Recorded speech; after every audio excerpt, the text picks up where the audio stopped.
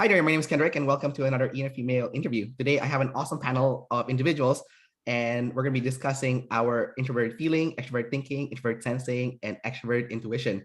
So we have every single type here that has this function stack. So ESTJ, ISTJ, INFP, and ENFP. And without further delay, I will get everyone to introduce themselves. So I'll pass this on to our token blaster, Heather. Heather, please start with you. Yeah, hi, I'm Heather, ESTJ, double masculine, TESI, blast, play, sleep, consume.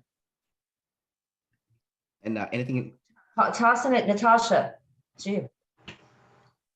So, hi everyone, I'm INFP, double masculine, FINE, consume, play, sleep, blast. Annie, you can go next.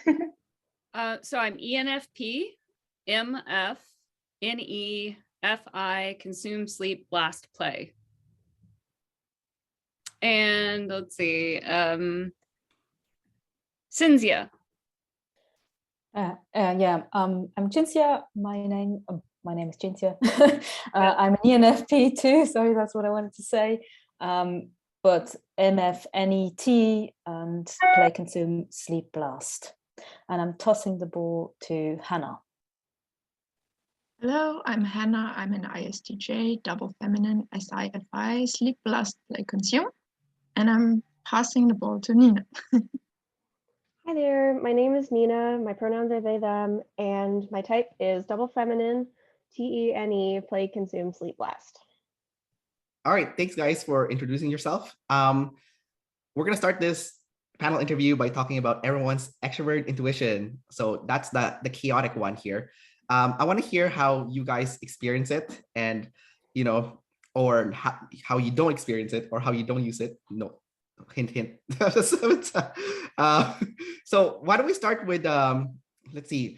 So there's a bunch of you actually that is lead NE, but I want to pass this on to Annie first because Annie is the stereotypical ENFP. Not really. Annie's like a weird ENFP actually. Aren't you a glass lizard, Annie? Glass lizard, double activated masculine SI. Yeah. Okay. Yeah. You're definitely not the standard ENFP. But anyways, let's go ahead. Anyways, how do you experience your NE? I love it. I see connections everywhere. I think in metaphor. I experience a lot of synchronicity. I just pay attention to patterns and sort of experience life through patterns, and can be very creative in brainstorming exciting things or anxious things. So anxious brainstorming sometimes. Annie, I remember you mentioned before that you listened to about over 3,000 audiobooks or something. Is that right? I don't know what the math is per year, but yeah, I've been on Audible since the beginning, since they invented Audible. And I'd say it varies, but 2 to 5 books a week. I'm listening all the time when I'm doing chores or making my art. Yeah. All right. So we have some consume last individuals here that probably be in awe at your consume ability here. All right, cool. Go ahead and pass it on to the next person. Okay. Are we going for another lead NE? Yeah, you can do that if you want. Okay, Cinzia. So that's me. I was thinking about how I use the different functions, and I know this video is about functions and not animals, but I think in general, the functions really only that make sense when you combine them in the context of the actual animals that you use them. So obviously for any, it would be consume and play, and I think very similar to Annie, I use my NE a lot to consume things that are interesting to me, like that could be really simple things like podcasts and things that I want to learn, but also quite abstract things, things that might not even be relevant right now, but might come in handy in the future. So a very basic example would be, I'm currently learning about how to buy houses and property, even though I'm not going to buy a house anytime soon, but just so that I would know how to do it if that ever was the case. And I feel like I'm quite ambiguous to the NE, because on the one hand, it's so comfortable for me to see the connections and to brainstorm, just like Annie said. But on the other hand, it's also very distracting, and especially when I'm trying to get work done and I'm trying to focus, and it's constantly pinging off other things, and it's just so annoying. So I'm quite ambiguous towards this function, I guess. Yeah, I feel free to, by the way, guys, I feel free to reference animals too. So, like, Okay. Yeah.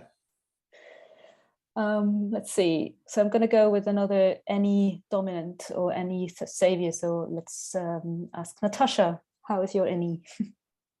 So I've actually been processing any for quite a while, and I even talked to some people who are in the same quadra about me, and even different quadras.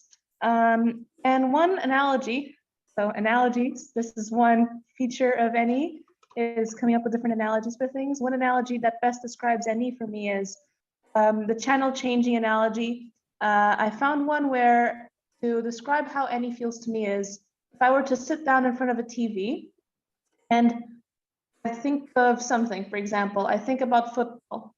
So I start watching a TV channel about football. Then suddenly another thing in that channel, like, oh, they're wearing some red shirts. Let's go to a different channel about TV shirt productions. Then I'm watching this show about producing not TV shows, what shirts. I'll be like, okay, they're wearing, they're using these machines. So let me watch a TV show about these machines. Then I'll just keep going from using one sensory point from one TV channel, moving on to the next channel, using one sensory point from that TV channel, moving on to the next channel. And by the end of it, I'll have superficial knowledge on many different things that will probably be useful to me. But if you ask me about any given topic, I can probably tell you a few random facts about it. And that's how I see any. Any is basically what are things that are similar, but to a small sensory point, not like overall. It's like I might see one small data and I'll be like, this reminds me of this other small data from this other topic that is completely unrelated. That's how I usually see any. It's switching from one topic to another based on just one small sensory data. And I'm going to pass this now on to Nina, so we can finish all of the savior NEs. Yeah, and Nina has masculine NE also, so I want to hear Nina's masculine NE perspective. Yeah, so it's funny, NE is one of the functions, I think it might be the most like it's described in MBTI as it is in objective personality, because that was the most recognizable function in MBTI that I think is still kind of the same as I perceive it to this day. So it is pretty much like Natacha said, it's like the channel changing thing, and except I have feminine sensory, so I could not tell you jack shit about any of these topics afterwards. I'd be like, oh, I think that the general idea is like this, but I don't remember any of the details. I have no proof for you. I would love to, but I don't. But yeah, I don't know what to say about the process of it that hasn't already been said, honestly. It's always been a pretty automatic process to me. But Nina, you have masculine NE, so you're going to be more aggressive with the concepts and the patterns. Yeah, I have put in some effort to overcome the tendency to jump to conclusions sometimes. I used to my mom was typed officially in MBTI as an INFJ, and so I used to be like, oh, you're like making NI jumps, I guess. Like, I actually think she's a lead SI now, so I think it was just kind of like demon masculinity, but I would like accuse her of that without realizing that I was totally doing it myself. So sometimes it's like if something just fits into place and I don't know, I guess my FI doesn't oppose, then my brain will just be like, yeah, that's probably definitely true. And it's objectively possible that it's not, but I think it's probably true. So it's probably definitely true. And that's all I got, because I'm last. All right. Who do you want to pass the ball to next? Let's let's see. It seems like we're almost going in order of most any to least any. So I will go to Heather next. Yeah, I'm close to the least in E. Being feminine, it's just all over the map. Usually when I know it's in E, because it's kind of what you guys are talking about, where I'm making these random connections to things, and it just like hits me like this gut thing. Oh, it's like this little flash that happens for me. It's like, oh, I think that's connected.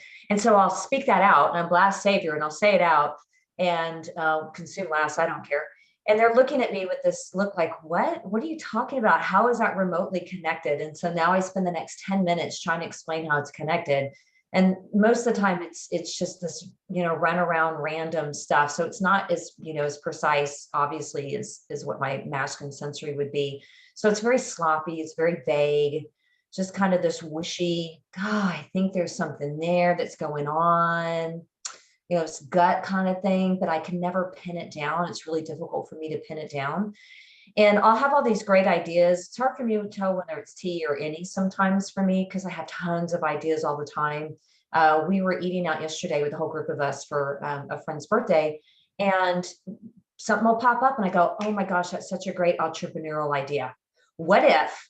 And then play kicks in. I go, oh, we could create this and this and this. And it's literally, it's almost a daily thing where I'm coming up with some invention or some grandiose business idea or something entrepreneurial. I never complete it. I never start it. I never do it. And I don't remember it 1 week from now. That's the problem. If it's really good, it's kind of stuck. But other than that, it just is, it's whoosh, it's gone. And so I try to write everything down, because if I don't write those concepts down, I don't remember them. But in the moment, they seem like answers from God, because I'm consumed last. But it's like this incredible epiphany of connection. It's like, and then 10 minutes later, this amazing thing is just completely gone. So it's a really weird thing for me. But I think that really shows really well how probably the animals are more important than the function savior demon is, because the thing you described about play, that's exactly what I do too. And I have it as a savior. You have play as a savior and I have play as a savior. So probably if you do the play, your NE is probably just as strong as a savior NE. It's just that you, when push comes to shove, you stand on your SI more than your NE, and I would be the other way around. But I think the actual action would be just the same. Mm-hmm. Absolutely, yeah. I think the grand stack still matters though, like the order of the function. But one thing before, and I know Natacha looks like she wanted to say something, so I'll give me 1 second. I remember Dave long time ago, he was talking about ESTJs and how a lot of them are cops, and they would use their NE to kind of like try to solve the crime, like by making like random connections, which actually works. So it's actually good. It's a good function, I think, for crime fighting. If it's, since it's feminine and it's not a saver for me, I don't feel the pressure in it. Unless there's like a high stake. If there's a high cost to it, then I won't guess, because but if it's not a high stake, then it's fun and I'll just play with it. Gotcha. Anyways, Natacha. Sure. Okay. I completely related to the whole feminine NE ideas will disappear if I don't write them down. It's interesting because with the sensory, I'll remember all of the random sensory things I've gathered in my consume. Then the moment you ask me, what idea did you have like a week ago? I'll be like, I don't know, I don't remember. Like, it might have been the best idea ever. And if I don't write it down, I'll forget it. Do you remember then, Natacha, where you were when you had it? Like a little bit more of like maybe, oh, I remember I was here and I wrote it down on this notebook. And like, do you remember the sensory of maybe how you got there? Like I was out walking. Like I remember the sensory of when I had it. I just don't remember what it is. Yes, I do. Sometimes I'll be like, I had an idea before I fell asleep yesterday, but I don't remember what the idea was and I forgot to write it down. Oh, for me, it's always the shower. Like the best ideas come there. Yes. And I'm like, I need to finish shower fast. Need to finish shower fast so I can write it down. And then run to my desk and it's gone. And I'm like, oh my God. And yeah, damn. r/shower thoughts. I think that was made for any saviors or just any in general.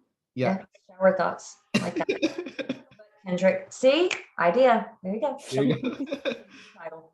All right, Hannah, you're the last one. So Hannah, you're interesting because you're consume last. You have NE at the very bottom, but it's masculine NE, so it's like you can probably see it, right? So can you describe your NE? Yeah, I can see it pretty well. I have a really hard time consuming, but I think that it's also has a lot to do with not being able to access my FI. But the way I see NE is when I see a pattern, it really jumps out at me. And once I see it over the following weeks and months in different circumstances, you know. And over time, it really gets refined, and I get a really clear grasp on what the pattern is. And I often feel like I'm being not clear because my ST is double feminine. But when I really have a concept that I've observed multiple times, I feel like it's really clear in my head, and I won't forget it too. But often when I see these patterns, they're on a really large scale, you know. And I hate seeing them. I just find them weird because I find it weird that some things are so simple and that they are, I don't know, that they are like, I see them like general laws, general, you know, experiences too that people have. And I just find it weird to see things twice in different circumstances, because it kind of points to something that's underneath that produces these patterns. And it's just weird to me that those things exist, you know? I don't know if that makes sense. But I find that analogy with the cop really interesting. I think of it in terms of a detective.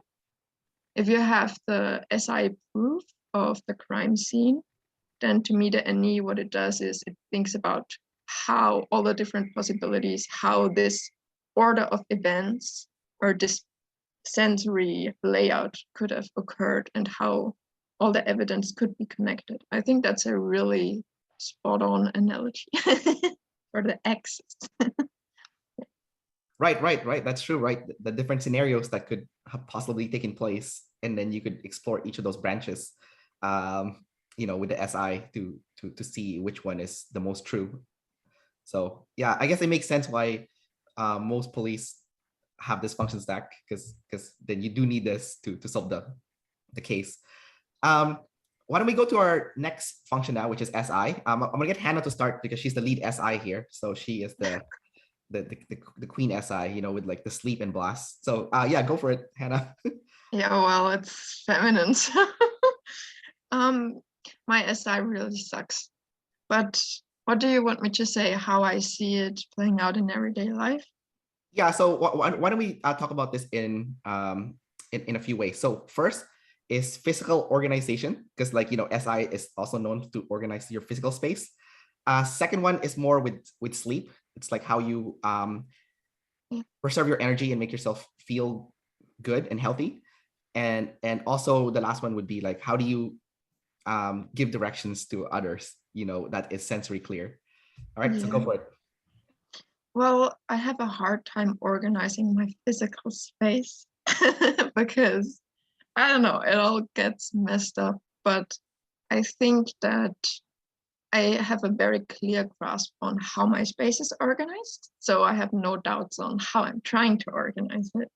I also have a weird obsession with my calendar. If I have if I feel overwhelmed, I tend to write stuff down in lists. I tend to think a lot what I do in the shower. It's not think about ideas. I'm planning out in which order I'm gonna do some kind of task, or say I have to run errands or something. I'm thinking about what is the most efficient route to get them done. Not that I'm great at that, but that's something that I can obsess about. And wait, what was the second thing? Making yourself feel good. And yeah, I like to have a kind of a workout routine. And I also like to eat healthy. And when I eat, it's really functional. I really try to eat nutritious food, but it doesn't have to taste good or because consume less, I guess. But yeah, and I feel really obligated when I have an hour to check it, to tell people about it, so that everyone knows, hey, I don't feel my best. Don't expect much from me. Yeah, I guess that's that. And then the last part of SI is, yeah, well, I've said this a million times. I like giving people instructions.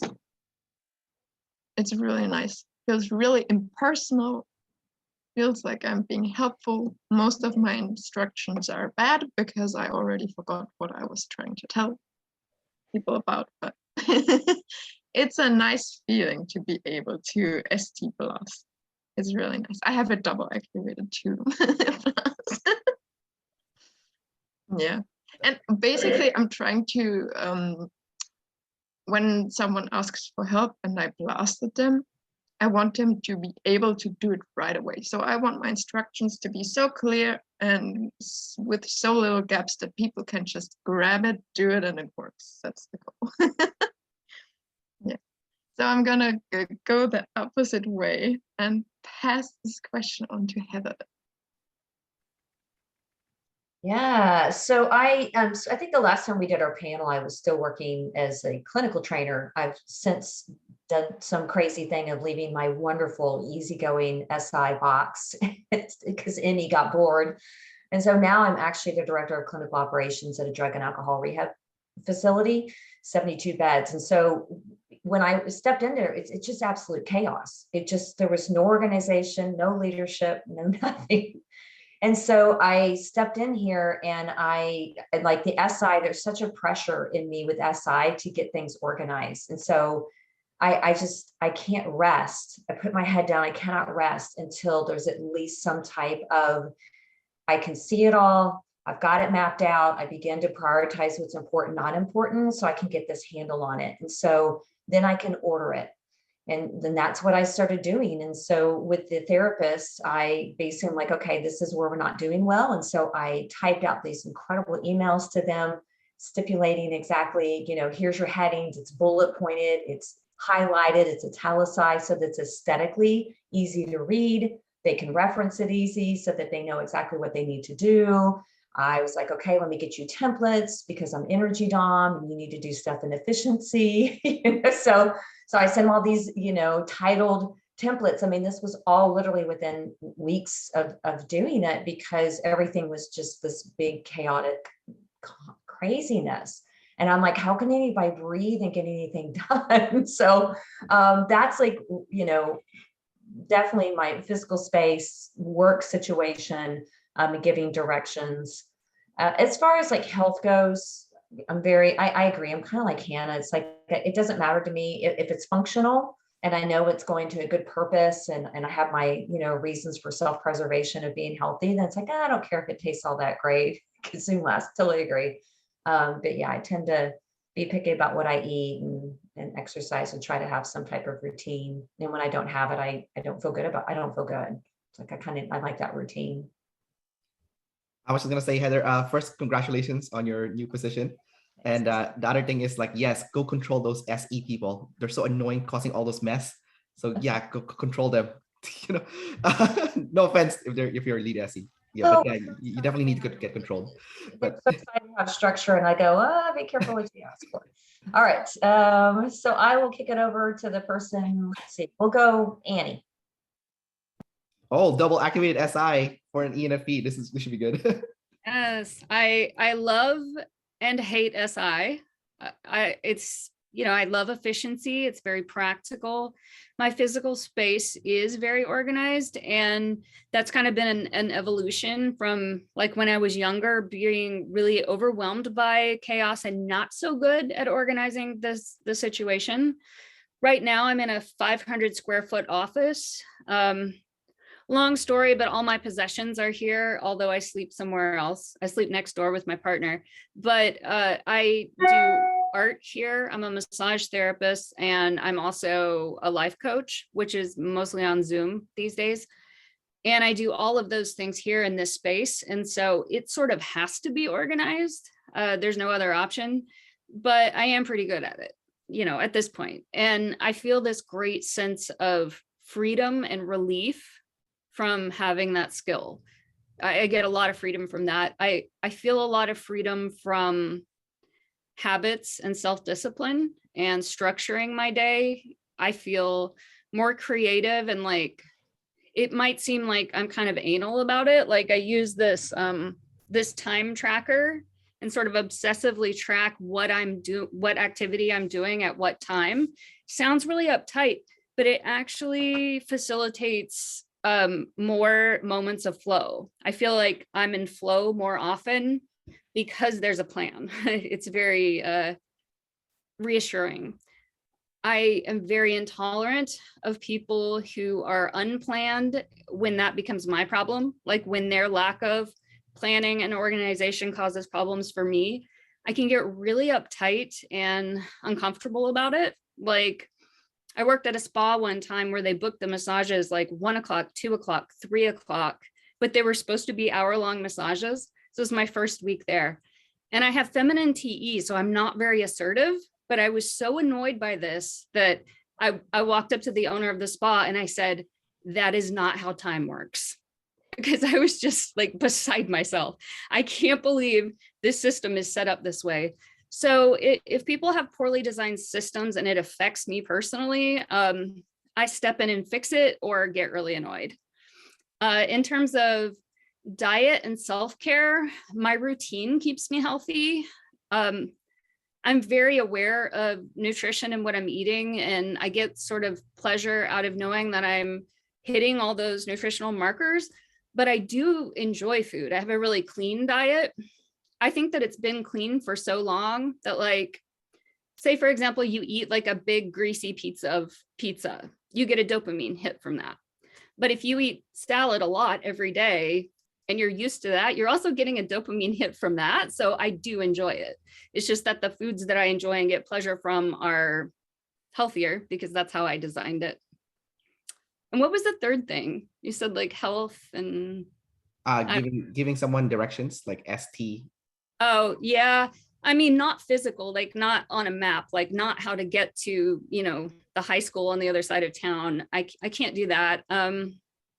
I might be able to. I'd have to sit down. I also related to what Hannah said in the shower, or sometimes just thinking about what is the most efficient way to do my day, like in what order, you know, and I get a lot of comfort from that. Yeah. But I can be kind of aggro about ST and just really intolerant when there's like little ST violations. Yeah. I like how info dominant you are too, with like the time, how you're like the spa you worked at, they scheduled you, you know, all in a row, and there's like, first of all, the customers are getting screwed because they're supposed to get 1 hour and they're not, because, you know, there's like the transition period when one person leaves, and especially right now there's COVID, right? Are they going to use the same bed? Like that's kind of gross, you know, like without you like cleaning it up first, you know. So yeah. See, I did that job for like 2 weeks, and then it went out of business. And I'm so controlling. I'm self-employed. I don't know that I'll ever work for anyone else again, because I like to do it the right way. So. All right. So who are you going to pass the ball to next? How about Nina? Goodness. I keep having ideas of what to say while y'all are talking, and then whenever I get put on the spot, it's like, wow, I have no memory of anything ever. Like literally just my brain is entirely blank. Could I get some prompting, please? Sure. So we're talking about the SI, and we're talking about a few things when it comes to SI. So first is organizing your physical space, and second is how you use it to make yourself feel good or take care of your health. And the last one is giving directions to someone in a very clear ST way. So go for it. Okay, I'll start with the directions because that's very straightforward. I hate it. I'm bad at it. Don't make me do it, please. Okay, health-wise, I care a lot about my health, not least because I have a lot of problems, and that's not good for my easily offended, that's not the right word, easily affected, I don't know, overly sensitive demon FI. So I'm always thinking about health things, but I also am very prone to addiction. I mean, I've got double masculine savior consume. Masculine FI is very picky about it. I mean, it doesn't like to be dissatisfied. That's my whole thing that I'm afraid of, is bad FI. So I have ended up doing a lot of consuming about diet and nutrition and all this stuff, and have effectively not implemented very much of it because, like, if I'm feeling bad and my FI is like, I need dopamine and a salad is not enough or takes too much effort or whatever, then like I'm gonna go buy some candy, and I just don't have the willpower to resist, it feels like. So right now I'm doing the 30-day challenge that Austin set up, and I'm off of sugar for it, and it's really, really hard. But yeah, at the same time, I'm like, that's one of my go-to blaster tips. I think I have a few floating around my brain, but the one I've noticed is that I'm like, did you know that sugar is more addictive than cocaine in rats? I actually usually don't say rats, but I recently learned that the study was only in rats. So, and I'm panicking because I'm a self-conscious EJ and I'm blast and I don't know what to say. Feel like I've said stupid shit. Okay, organizing your personal space. I think about it, I care about it, but I'm really bad at it. As usual, I don't know, maybe that's how having it second manifests, but like as like a double demon manifests for me, is that I'm thinking about it a lot. I'm just bad at it. My biggest problem, I mean, I also have ADHD, so that's probably a factor, but my biggest problem is that like I want to put things away or in the right spot. I want everything to be in its right spot, but I'm like, I don't know what the right spot is. I don't have a designated solid place that makes perfect sense to me, that has like no foreseeable problems that my NE will be like, bad. Then like I freak out about it and I don't want to put it away because I don't know, what if narrowing down gives bad feelings, you know? So that's kind of how that plays out for me. And I would like to be done talking now. So pass the ball to who hasn't spoken yet. Cinzia. Another blast who doesn't want to talk. But I prepped, so I've learned my lesson from my last panel. So I guess in terms of SI as a function, I laughed very hard at when Hannah was speaking, because I resonated so much when she talked about how obsessed she is about the SI and getting things right and putting it in lists, and that's exactly what I do too. But I think it's usually in a demon swing, because I want to get it so concrete, so right, and I'm doing all these lists and even thinking about what order I want to do them in, and then by the time I by the time I've made the list, I would have done all of the things if I had just started. So I think it's a combination with blast, because I want to get it just right instead of just getting it done one by one. And I think when it comes to the function, I don't feel like it's boring at all. I feel like I want it and I love it, but I also hate it. So I feel like I like lists and I want order, and it feels very, I think Annie called it reassuring, and I completely agree. It's reassuring because you know that something, especially because the NE goes everywhere, but at least you have some SI in order to ground you, to keep you, to the ground, so to speak. But I also get very angry if someone hasn't made the list, or if the list doesn't work, or if the SI breaks down, because obviously I'm not responsible for it. And so if someone hasn't done the work, I get angry that the SI is wrong, or the SI is not working. And I'm trying to learn that I could be responsible for fixing that as well, instead of trying to get others to fix it. And then the other two things, probably they touch on sleep and blast, don't they? So in terms of health and taking care of myself and routines, that would be the sleep version of SI, I think, well, in terms of that, I also, I work out, well, I train 4 times a week. So that's my little SI routine that I've been doing for them. Well, I compete in powerlifting. I'm not sure if you know. And I'm getting all demon energy right now because it's SIFI, and I'm trying to be secretive about this, but yeah, that's what it is. I don't really, I feel like with sleep and so SIFI routine, sleep, taking care of myself, there's simple examples such as organizing my personal space, organizing my wardrobe, organizing, like rearranging my furniture just the way I like it. But there's also more sophisticated examples such as resolving your feelings or your emotions when it comes to past events. And I'm not trying to make this a therapy session, but so I've been really working on going back in my past and looking at different events that really hurt me and trying to see what was the emotion that it caused, and especially particularly coming up with a personal rules, like sleep processed rules as to what am I going to do about the same situation in the future. So how am I going to make sure that if the same situation arises again, that I won't be hurt, or that I will deal with the emotion better. So that's something I'm trying to improve when it comes to sleep. So SIFI. And in terms of blast or teaching someone with ST, obviously I don't like to teach. I hate telling people what to do because I feel so, who am I to tell you what to do, because I'm not an expert either.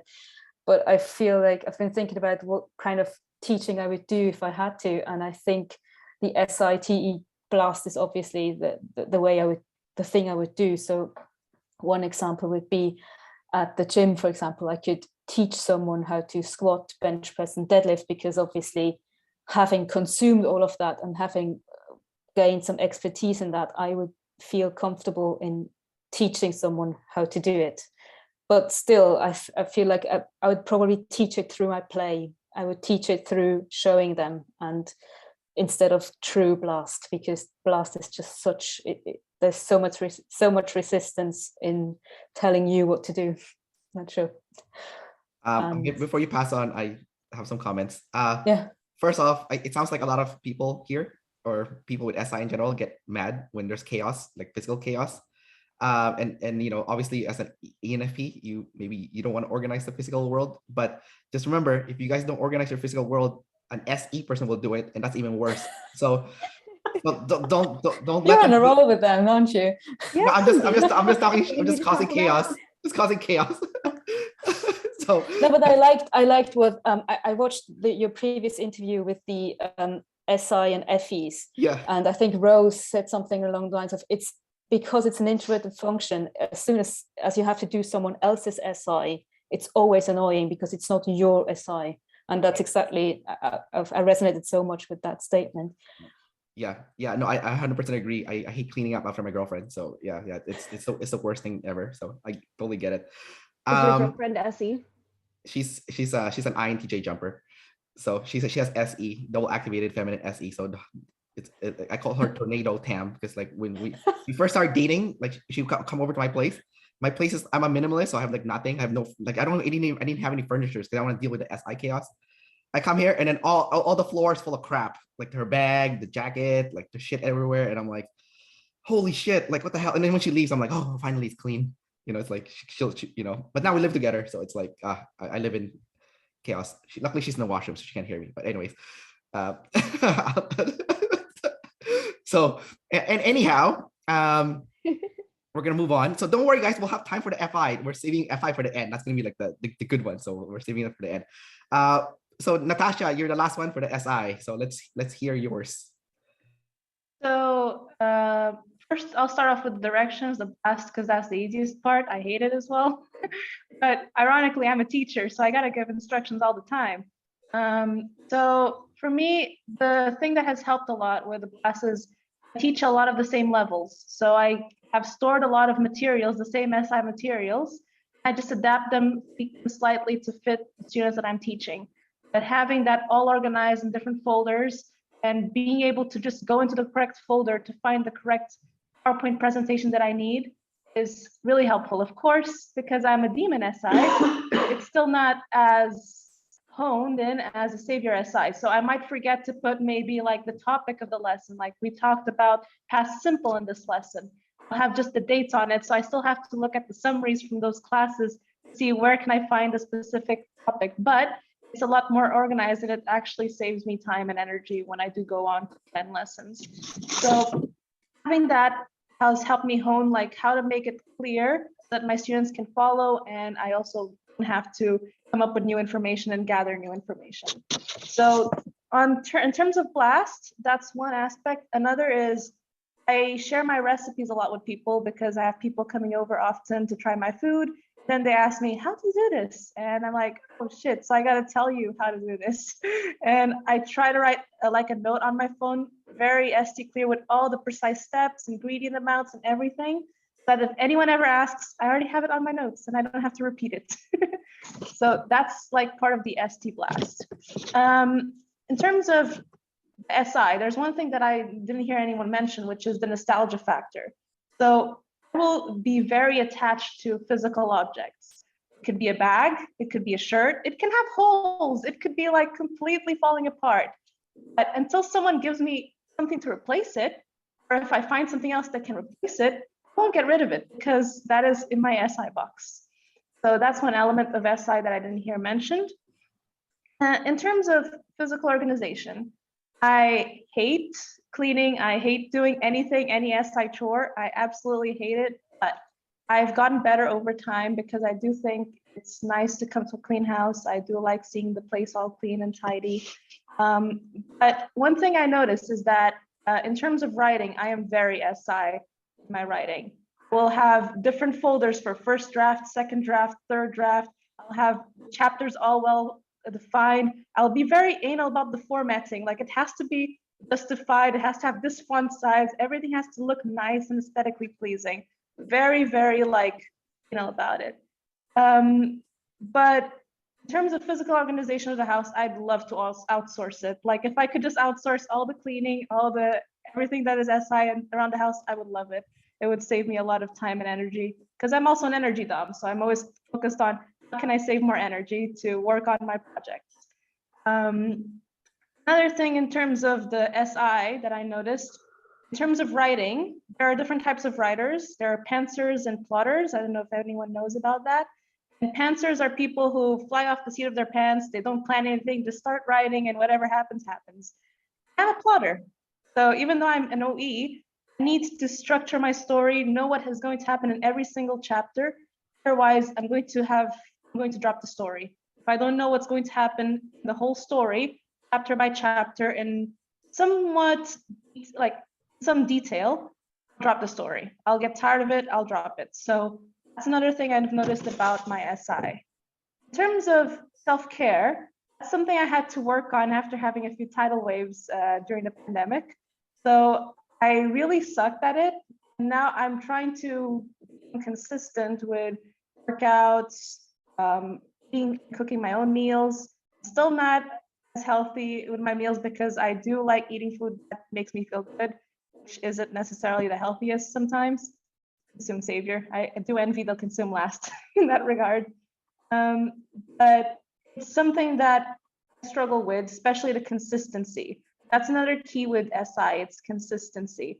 So demon SI will find it hard to be consistent with doing the SI. It's not that I don't like the SI, it's that I find it hard to be consistent with it because I actually do enjoy having things organized and having a routine and stuff like that. And technically, I do have a routine, it's just not the healthiest routine. So because of the SI factor, you do get used to certain things being a certain way. It's just you have to force yourself to get used to the healthy things. Otherwise, you're going to get used to the unhealthy things. It can lead to addiction, could lead to eating completely unhealthily. So there are many factors that come into play. All right. I would like to say something to that.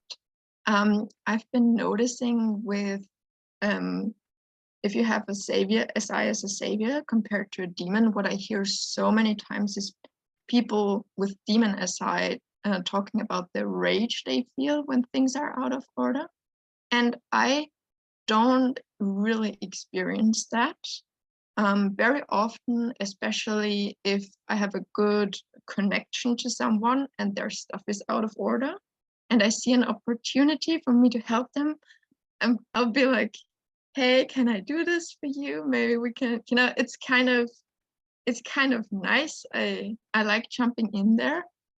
And I don't feel this rage when things are out of order. And I think it's really just because you guys are maybe don't feel so responsible to do it. I find it very interesting. I find it very interesting too, and I think Laura Miller, who's SITE in the group, she recently mentioned something. She said, "I get confused when the SI is not there or it's not done or something like that." And I thought, I don't feel confused. I feel rage, and I think it's because the SI is what like bolts me to the ground, the thing that keeps me safe, and if it's not there, then I cannot fix it. Well, I can fix it. I'm working on that, but I'm not responsible to fix it, and I feel lost without it, I guess. Yeah, I relate a lot to this confusion feeling. So that's really interesting because for me, it's like, is there a reason why you guys haven't organized this? What's hard? Is there something? Yeah, that's how kind of I'm like, why isn't this organized? Like, why would you just allow for it? Doesn't make no sense to me. I agree. So inefficient. And I wonder, Hannah, if you would relate to this. I wonder too, the demon SI, like I'm sentimental, but not to the degree, like my daughter is an INFP. And one time she had this particular chair and we, thought she was done with it. So we gave it to a friend, and oh, she just lost her mind. We still have that chair in our house now. Will, and she's an grown adult now. We will always have it. But I just, I'm sentimental, but not to the point like, if it broke or something, I would move on. It's like, oh, well, that's a bummer. That was, this. And, I probably cry for a minute and then I would move on. But I'm also not an observer either. So I just wonder if anybody else, what's your connection to nostalgia? I'm more nostalgic over like, oh, time periods of when we were together or things like that. Not necessarily physical objects. I get very, very weirdly attached to physical things. Like, for example, right now I'm trying to look for a new apartment to live in. I cannot leave my current apartment because I have like this attachment. I feel bad. I feel like I'm letting my old apartment down if I move, which is ridiculous, but it's, Can relate. Yeah, it's like when I remember when I moved out of my parents' home, and then when I came back just for a year just to save up some money, my room has been destroyed, and I'm like, oh my God, this is not the room I grew up in. Like, it's the carpet is now stained, and there's like, the furniture has like scratches and like shit. I'm like, okay, you know what? Yeah. So yeah, we're definitely all freaks when it comes to like the SI thing, like being like attached to physical objects. I also like how Hannah earlier, when Natacha was talking about organizing spreadsheets and stuff, Hannah was like, oh yeah, I do that all day. Yeah.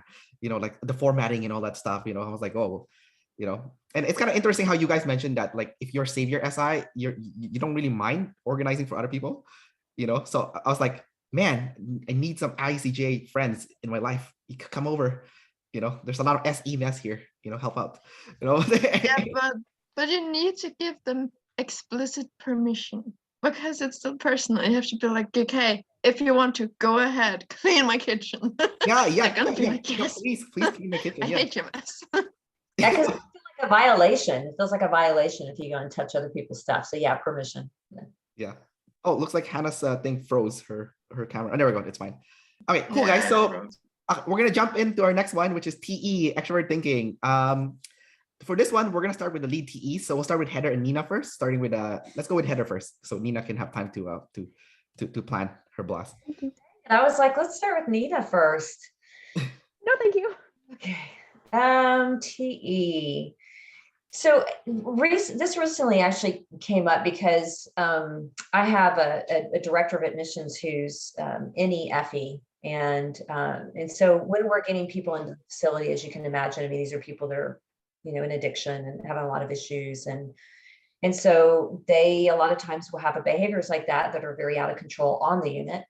And so for me, I'm kind of very structured, and I like to have, that structure happen so that people feel safe and they feel like it's a safe environment. So we don't have a lot of rules, but we have certain rules that need to be followed so that it's safe, and it starts to reprogram your brain so that you know that you can actually achieve routine and structure and all of that. And so there's, every now and again, will there be a person that just completely doesn't want to follow the rules, so just doesn't want to do it. And so my lead FE gets very upset when I get to the point about, getting close to administratively discharging them. And she's like, but because for her with the FE, it feels like she's leaving that person behind, like we're leaving them behind. And I'm like, that's not the way I think. So I'm trying to understand how she's thinking, because I'm thinking about all the other people. I'm thinking about works for everybody, which we always talk about TE working for everyone. And I've got 3 other people that are saying they want to leave because this one person continues to disrupt everything.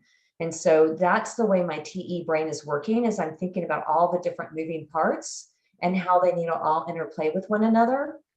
And not only just interplay there, but all the different systems that have to work together too. Because I've got nursing that's got to work, I've got dietary that's got to work. So I have all these different systems, and how can they all interplay? So to me, that's just kind of the way TE works for me, is just making sure that the blocks fit in place and that they're as functional as possible for everybody's benefit. It's not that I'm trying to exclude individual people. It's just not the first thing in my mind. So I have to stop and remind myself, of that particular kind of that nuance to it. So I want to ask you, this is for everyone, but Heather can answer this first. So they say that TE shames TI, right? So we all have TE here, and we have shamed someone with TI before by accident. It has happened. So I kind of want to see if you guys have any stories of when you accidentally shame someone with TI.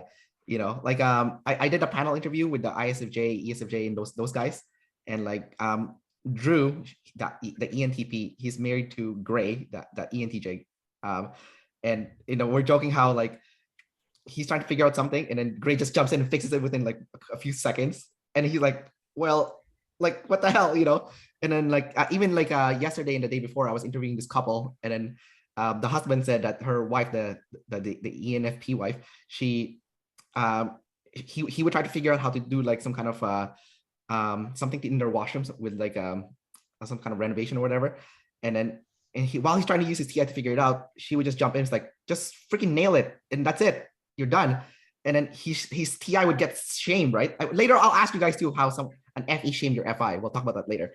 But so I want to talk about this. So start with Heather first. So have you accidentally shamed someone's TI before? They're taking forever to think about it. You're like, just freaking do it, probably a lot more than I realized. I'm at least cognizant of it because of OPS, which I'm appreciative to that. So I can pay attention a little bit more. But even my boss, who is SCFE, EP, and so she was telling me, you realize quite frequently you go, oh, I'll go ahead, I'll do that. Okay, I'll do that. Yeah, no, I've got that. And I was like, yeah, I know I do that. So that's something I have to stop and delegate, because one, in my head, I'm like, I'm just helping because I want to help people, and I don't necessarily delegate, but at the same rate, I have to be better about, it's not as an insult, it's more as a help, unless I really do think the person can't get it accomplished. I'm trying to take burdens off of people. And so that's what's going into my head, but that's may not be how it's coming off to them. So for sure it can come off like I'm shaming them. I think you can't get it done. I think you're incompetent or something like that, just not in my brain, but I can see it. So I definitely have to be a little bit more cognizant of that and just allow people to kind of figure it out on their own and not immediately jump in. Yeah. Oh yeah, it happens a lot. Yeah, I think the Christmas season was a good opportunity also for me. I was thinking about the FE and TE, right? I was like, okay, I have a lot of FE relatives. They don't want help, so I'll just give them a bunch of chocolates and candies. And then that worked. They want that for the fruit basket stuff, right? They don't want practical TE gifts. They want the shiny, hey, it's fun, gifts. I'm like, okay, it doesn't make sense to me, whatever. Give them what they want, So we'll talk about that too, TE gifts versus FE gifts, right? So that's kind of interesting as well. Right, sending it to Nina. Yeah, Nina. Terrifying. Can I once again have some specific prompting, please? Sure, yeah. So with TE, it's TE is more like a present thing. It's like the best for troubleshooting in the present moment. It's not something you plan long term. It's like it works now, right? That's why the TIs get shamed. So I'm gonna ask you questions of how have you accidentally shamed someone that is lead TI, and how do you tend to use your TE to help people, especially your lead play. So you have NP play, so you're gonna be problem solving with people. So how do you personally use your TE? Well, in the case of NT play, probably exactly what it sounds like. I am just shooting out any idea after idea after idea of like, oh, this could work. Maybe you could do this. Oh, well, in this case, you could do this. In this case, you could do this. That's also something I recognize from did anyone else just have a change on their screen? Yeah. I don't know what's happening. You're okay. You said earlier. It's like the infinity game. You're good. Okay, we're back. Hannah disappeared though. Yeah, you disappeared as well. It was like in Yeah. the game in the movie Infinity Game, like where everyone's disappeared. Yeah, no, I got snapped. It just came back. Anyways, go ahead, Nina. Okay. Oh my God, I already forgot. I'm so surprised. What was I talking about? Problem solving with people with NT play. Right. Yeah, I might have been done making that point. It is just kind of like trying to generate infinite ideas for whatever scenario they might need ideas for. I am very naturally inclined to suggest solutions whenever I have them. I get really stressed when I don't have them.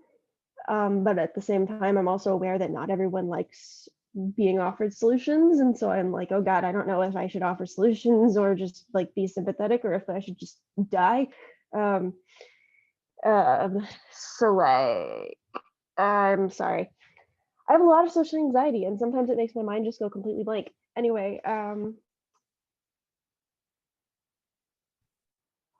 so I do have some stories, or I don't know if I have specific stories, but I definitely have noticed some times when TI might have not loved my way of problem solving and stuff. My partner, for example, I believe is an INTP as well as consume sleep. So there's both like a TI versus TE and like a play versus sleep sort of conflict difference of mindset. And so my partner is like trying to my partner's just like trying to plan, like figure out the exact best way to do the thing they want to do. And a lot of times it results, as it often does for Blast, in not moving at all. And I relate to that, but at the same time, it's like sometimes I look at what they're doing and I'm like, why don't you just start somewhere? Like, I know in theory you say that you can do this big master plan, but you're not doing that. And you say that it has this and this obstacle, so why don't you just do this instead? And they're like, well, that's not the right way to do it. That's not the best way to do it. And I'm like, but it'll get done. And then maybe you'll have a little bit more to work with and you can work your way up to the better thing. And they're like, but it's not the best way. So that's something I encounter pretty frequently. It's been very interesting to watch. But yeah, my TE is just I'm constantly trying to solve other people's and like other like systems problems. Like if I don't know, it's kind of like what Heather said. I relate to the mindset of what she went through of like if I were in a workplace and like things weren't working well, I would have the same instinctual response where like we need to change this. But being last and very socially anxious and just extra traumatized on top of that is like I'm just way too scared to really make anything happen. So I will like suggest to the people in like positions above me or even just people who I feel like have more, I don't know, right to exist and say things. Like, hey, maybe we should do this because I don't think it's working. And they're like, oh, it's fine. I don't care if the knives are a little dirty. And I'm like, I care if the knives are dirty. I don't know if that was one really specific example that didn't totally fit into the business example, but yeah, I'm just, as like a blast STE, it's very weird because I'm constantly like, oh, these are all these extroverted problems that needs to be solved, and then not being able to make myself solve them unless I get lucky with whoever I have the confidence to be like, hey, maybe we should fix this too, you know?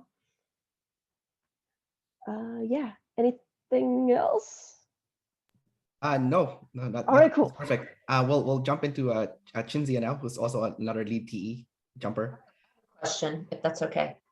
And also, Cinzia, it kind of floated to you too, because Rose was talking about, and the one that you guys had done together not that long ago, about how she collectively feels this burden of suffering that's out there. And I get that as an EJ, because I do see suffering and I do feel it. But kind of that same way, and you just kind of alluded to it, Nina, is that we constantly see problems and how things are not working, and they just get on us. And it's so difficult to kind of shake that. So I'm wondering if you feel that as well, Nina, and then of course, Cinzia as well. Yeah, I definitely feel that. Yeah, I feel that too, but probably not to the extent that it probably doesn't bother me as much as it might you, or I might have different problems that bother me more.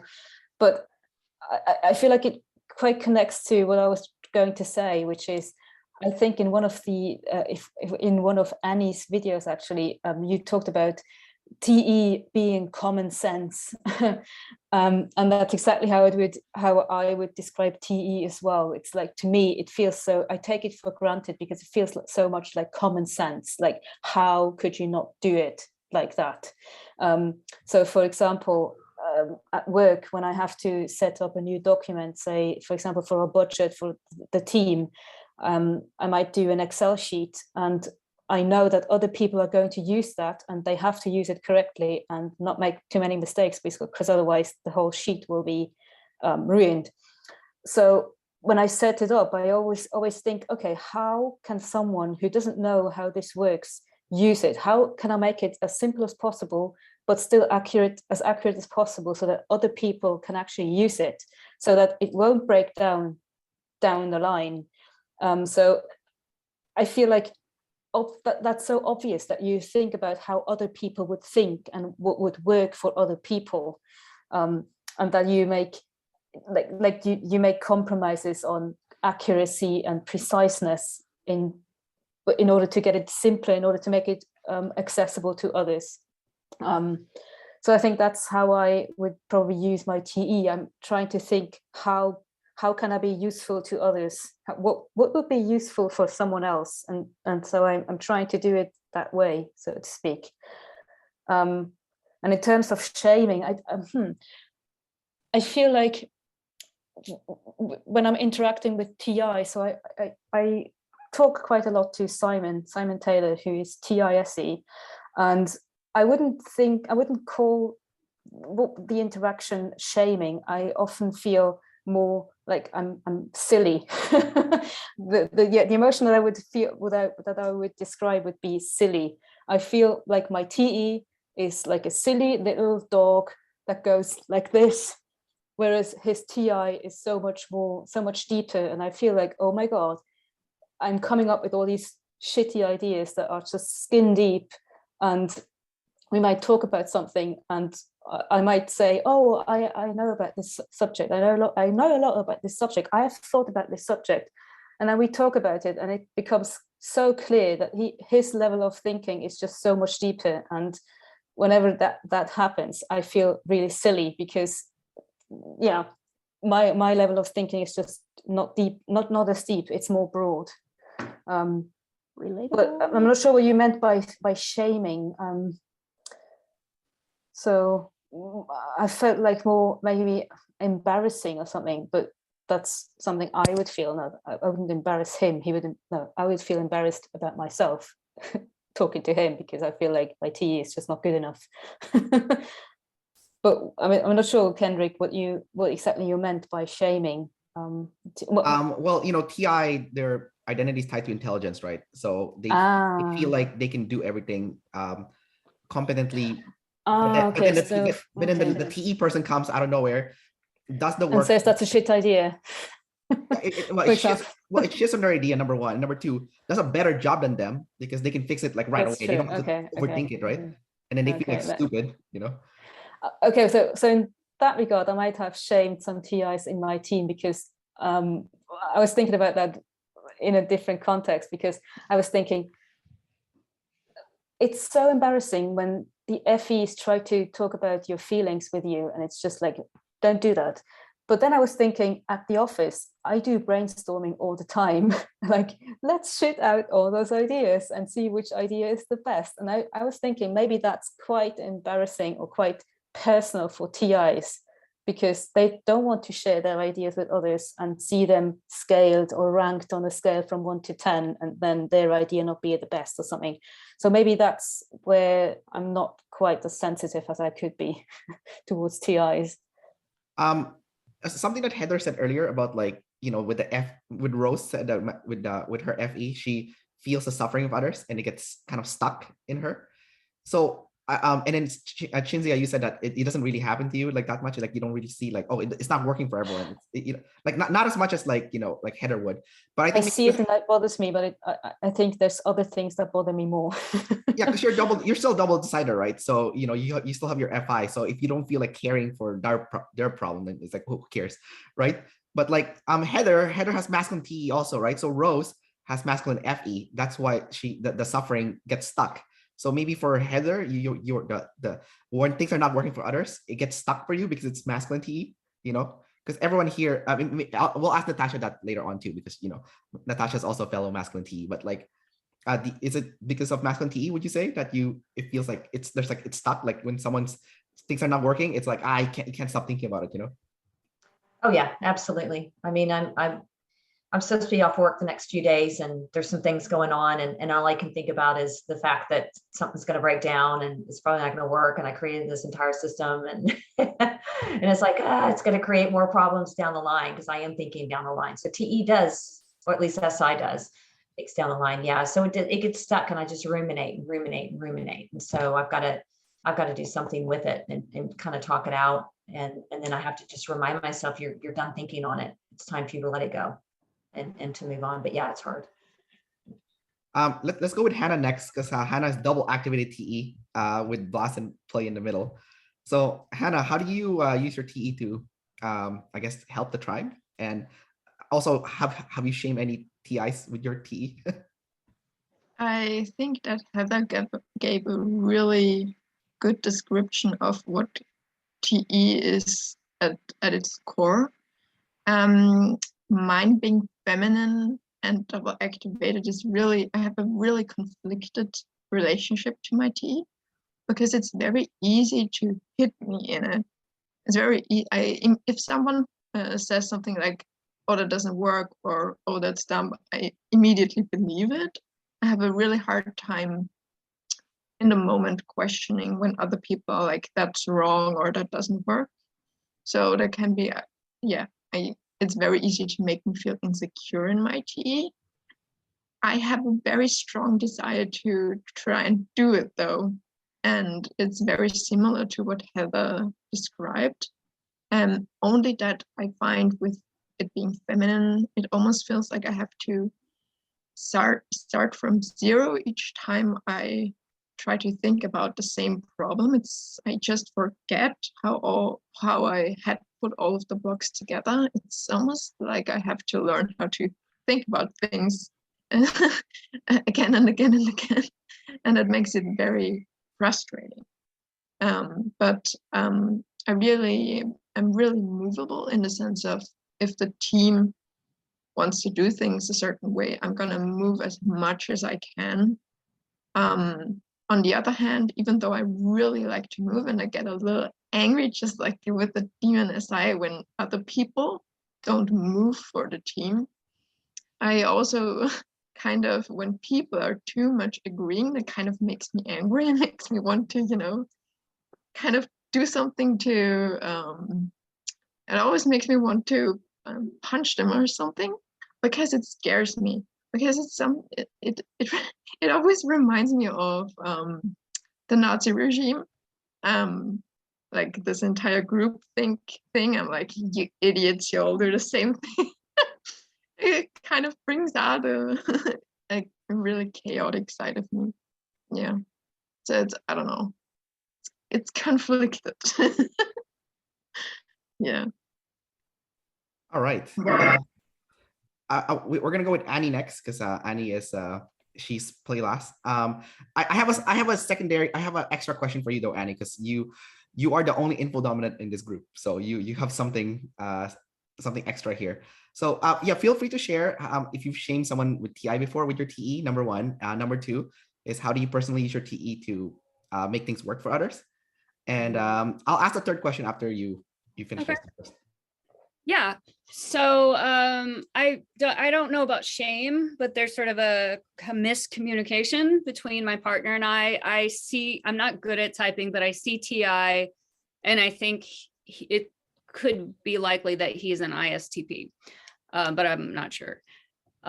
So say we're going to eat dinner. We're sitting down to eat dinner and something breaks. I can't even think of a specific answer, but he wants to come up with the most elegant solution. He wants to rebuild the whole thing. And I'm like, dude, we're about to sit down to eat dinner. Just for right now, let's use a zip tie. Okay, you can rebuild it in the morning.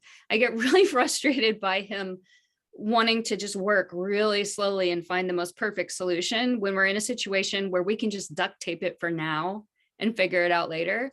I have a lot of MacGyver energy. So if something breaks, I can quickly, like within 10 minutes, just use the stuff around me and fix it real quick, and then fix it better later. I'm a huge fan of duct tape, zip ties, all that stuff.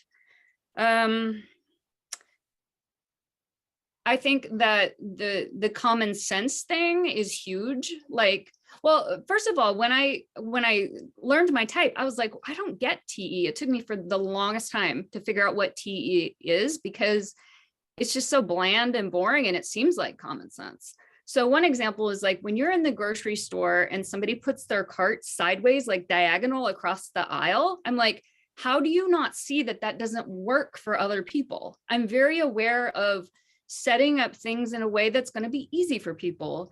I send off packages from my handmade business, and as I'm packaging, you know, making it pretty, I'm also thinking of their experience of easily undoing the packaging. How easy is this packaging going to be, you know, to undo for the person who receives it? One issue that I have with my TE, I sometimes wish it was masculine, because I feel like it's tied to my ability to be direct and assertive. So the way that I set boundaries, I have electronic scheduling for all of my clients, and it's all done quietly on the back end. The system enforces my boundaries, but if I have to have a conversation with someone face to face, I'm like, I don't want to remind you to you know, respect my boundaries. I want the system to quietly enforce it. So I wish I was more direct. Yeah. Okay, so I love your info dominance. It's so good. I love your shopping cart example. I rage about that all the time. I'm like, who the hell is this idiot that like is blocking the whole lane? You know, people can walk by. Put it in the sideways. You know, don't be an idiot. And I like your description of TE too. I mean, like, I think you have the best description I've ever heard of what TE is. It's duct tape and zip ties. That's what it is. You know, like you're just you're putting a band-aid in the moment, so it'll work. So and then the TI guy can fix it later, or TI girl, whatever, right? So it's perfect. So since we're on the topic of info dominance, we have a lot of blast lasters here, and a lot of double activated blast also with consume blast. So Annie, you're gonna be the most balanced when it comes to blast in this group, just because it's in the middle. So with the Heather and Hannah, it's like the answer from God, right? Because consume blast, right? And then with Cinzia and Natacha and Nina, like for you guys, like I think there's a part of you, maybe you don't want to be like a know-it-all and like make up answers, especially if you're not like the expert in it, So Annie has consume and blast in the first three. So Annie, I want to know, okay, how would you know what to blast? Because for me, with like, I'm also info dominant like you.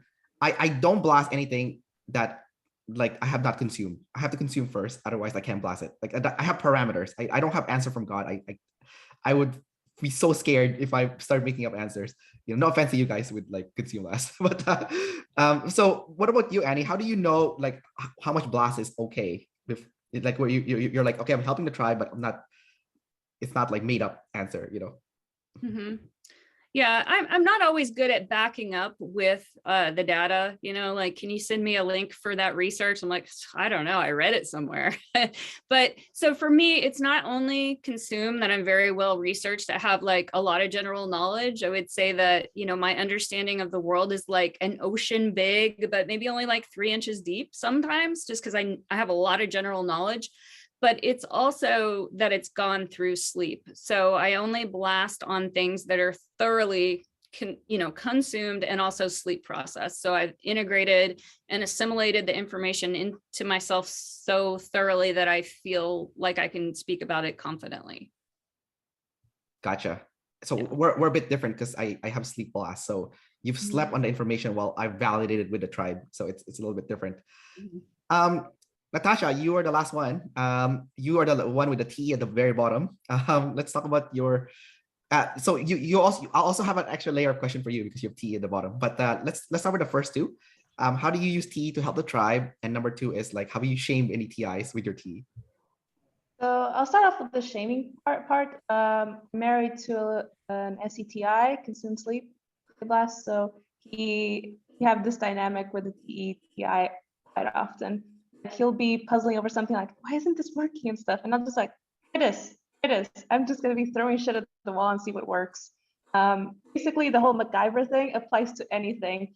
Instead of just duct tape, it's just like random solutions I'm throwing, like, how about this? How about this? How about this? And I feel the need to do it. Like, I feel like if I'm not doing it, I'm useless. Like, I need to actually throw that kind of solutions at people, because I'm like, you have a problem, here are solutions. Why aren't you fixing your problem? I can see, like, I've tried to control that now that I know he's the lead guy. I'm like, okay, let me come down with all the solutions. But I do notice that. But one example that I think is even more let's say more shaming like that I have is I used to work for a boss who I believe was lead FE demon TI, or maybe even lead TI, I'm not sure, but double decider. And he used to have a very specific way of writing, which wasn't necessarily grammatically correct. So it would trigger my full masculine ST demons. And he would be like, no, let's think about this a little bit longer. And just like, would add the same word, then remove the word, then keep adding the word and removing. I'd be like, dude, can we just like go back to the original phrasing? Because this phrasing is stupid. I'd be like literally calling him stupid. So I think that might be the masculine demon as well, because I'll be a lot more blunt. I'll be quite assertive, quite blunt, if people give me permission. So I know this boss was okay with me being blunt.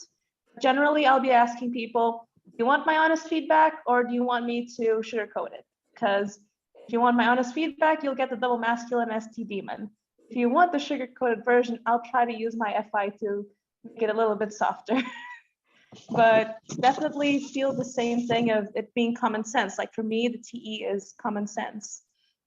Now, what was the second one? So how do I use TE? Yeah, you know what?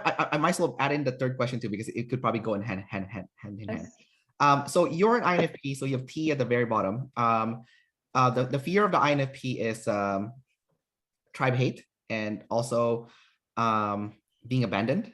But the other layer to it too with TE as opposed to FE is not being able to connect true work with others. So can you talk about those three factors for you specifically, since you are the T at the very bottom? I don't relate so much to that. I actually wrote down some notes on how I see demon T, and it's the best way I can describe it to people who've asked me about it. So let's imagine not imagine, because I actually did this, write a story. I've written the book, I've worked on it all on my own. Then it's time to actually ask people to read the book and give me feedback. In my mind, before I do that, I'm thinking different worst case scenario TE feedback, where they'll be like, this is shit, like you should rewrite everything. Oh, your grammar structure, your word choices is all terrible. I'll just be listening to TE, but in a very demon state. It's going to be like all of the things that are like meant to fix it, but kind of in a worst case scenario. And that fear of being like, everyone's going to think this is a pile of trash and I've just worked on this all this time. What's even the point of doing anything? So that's where the swing comes in. It's like, I'm useless. I shouldn't do anything. Like, I'll never do anything ever again because everything I do is shit. So that's where I'll see the demon TE. It's like, I want to help people. If what I offer is shit, what's the point to even doing anything? And because the TE is a demon, like I'll prioritize feelings. Like I'll always be like aware of I'm feeling this way, so I won't do anything if I'm feeling in a bad state. If I'm feeling good, I can help anyone. But if someone gives me negative feedback on something that is related to my demons, I'll basically be like, fuck everything. I'm not gonna do anything else anymore because everything I do is wrong, kind of thing. All right, Natacha, we're gonna move on now to FI, the last one. This is gonna be the big one here. We're gonna start with Natacha because she's the lead FI here. Let's just talk about how you see your FI, your value system. FI is also tied to consume and also tied to sleep. So feel free to bring those along as well. And yeah, let's start with your FI. So FI is interesting because I'm lead feminine FI. So it doesn't feel as intense to me, the FI, maybe as it was for a masculine FI savior. I'm constantly aware of how I'm feeling, constantly. The chemical switches, like I'll suddenly be like, I'm not feeling too good today, or I'll be aware that there's something like that is affecting my mood. I'm always aware of that, like I can't turn it off ever. And I'll also be aware of future emotions, like with consume, I'll be like projecting myself into future hypothetical scenarios, processing those emotions. That happens a lot when I read books. So I'll be processing how I would feel in the same situation as the characters in the books I'm reading. With sleep, it's a bit different because it's a demon. So I'm like, I don't want to process the negative emotions from the past. Let's let that off to the side for a rainy day. I'll process it another day, but I don't really enjoy doing it. But I still do it because FI is still a savior. So I think I access it maybe a lot better than someone who has demon FI. In terms of values, I've always associated FI more to how I react to certain things, and the way I react to certain things then influences my values. Not that I have values and then my values will affect my mood. It's more like how I react to things will define what it is that I value. So for example, because it's feminine, if someone says something and then suddenly I'll react very negatively like that, I'll be like, okay, maybe that's something that I am against. But I'll only know once I react to it. I won't know beforehand because I won't align with the views of the tribe. The tribe might say something is wrong. If I personally don't feel it in myself, I won't think the same way. I can objectively see that people will think it is wrong. I can pretend when I'm around people that I agree with them. But in my mind, I might not be as offended as people think. I might be offended by things people might not be offended by, because it is all a very personal reaction to a certain thing. All right. Thanks, Natacha. I want to go to Annie next. So Annie, your FI is you have double activated sleep and double activated FI, and it's double masculine sleep also. So you're like your FI is extremely intense. So can you talk about that? In terms of intensity, I would say in feeling emotions. So if I have an observer freak out, it's usually with my computer, and I will express rage in the moment. And for me, I think that is the correct choice, because if I don't, I will spontaneously combust. It feels like if I don't express this rage, I'll burst into flames. And so for me, it's the best choice. It's never directed at other people, always things, but like, a lot of, muttering under my breath when I'm trying to do something like, God damn it, this, just kind of noisy when I get frustrated. So that's the intensity of it. In terms of values, I cannot choose work or do things if it's against my values. It's a no-go. You know, I can't work in a situation or do something that I feel like is even like slightly inauthentic. It's just a no-go. I have to show up authentically in the world and be me. I don't know if so with masculine as FI, I think in the past, maybe when I was younger, I could get stuck in an emotion. But as I get older, that doesn't happen. I just process the emotion in the moment as it comes up. So I cry pretty much every day. It could be something is too beautiful, so I cry right in the moment. You know, maybe I'm vacuuming, I just cry and process. And I'm also, this was sort of like, I geek out about it so much that it was kind of like a life discovery around that idea of getting stuck in a mood, you know, stuck in a downward spiral, stuck in depression. I'm a huge fan of biohacking. So I notice, you know, when I use my time tracker and I flip it over, one of the reasons I do that is because, like, okay, now I'm going to do this different activity, maybe a movie editing or something. Then I also set an intention about how I want to feel. And I'm also checking in with how I feel in that moment. And if I feel like stuck or I'm not having a good attitude in that moment, I'll get up and dance for like 10 minutes, you know, just literally biohack it, because it's bad chemicals that are happening. So I take charge and I change the chemicals. Yeah. Wow, that is really well described how to do the SF sleep. I think that's like this really good description and like a map. All right, we're gonna move on to Hannah next. Hannah, you are also Saviour FI, and you are also sleep first. So you are gonna be the one that's, you know, always valuing how you feel and whatnot, right from the front end.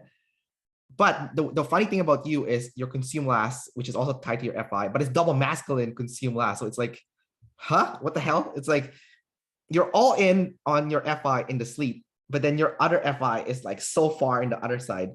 And like, you know, part of consume is having external self-awareness, because like sleep is like internal self-awareness. So consume is external self-awareness. So you have it at the very end. So what's going on with that external self-awareness? You know, because you have a lot of good internal self-awareness, but what about the external one? You know, so yeah, go ahead, share your FI.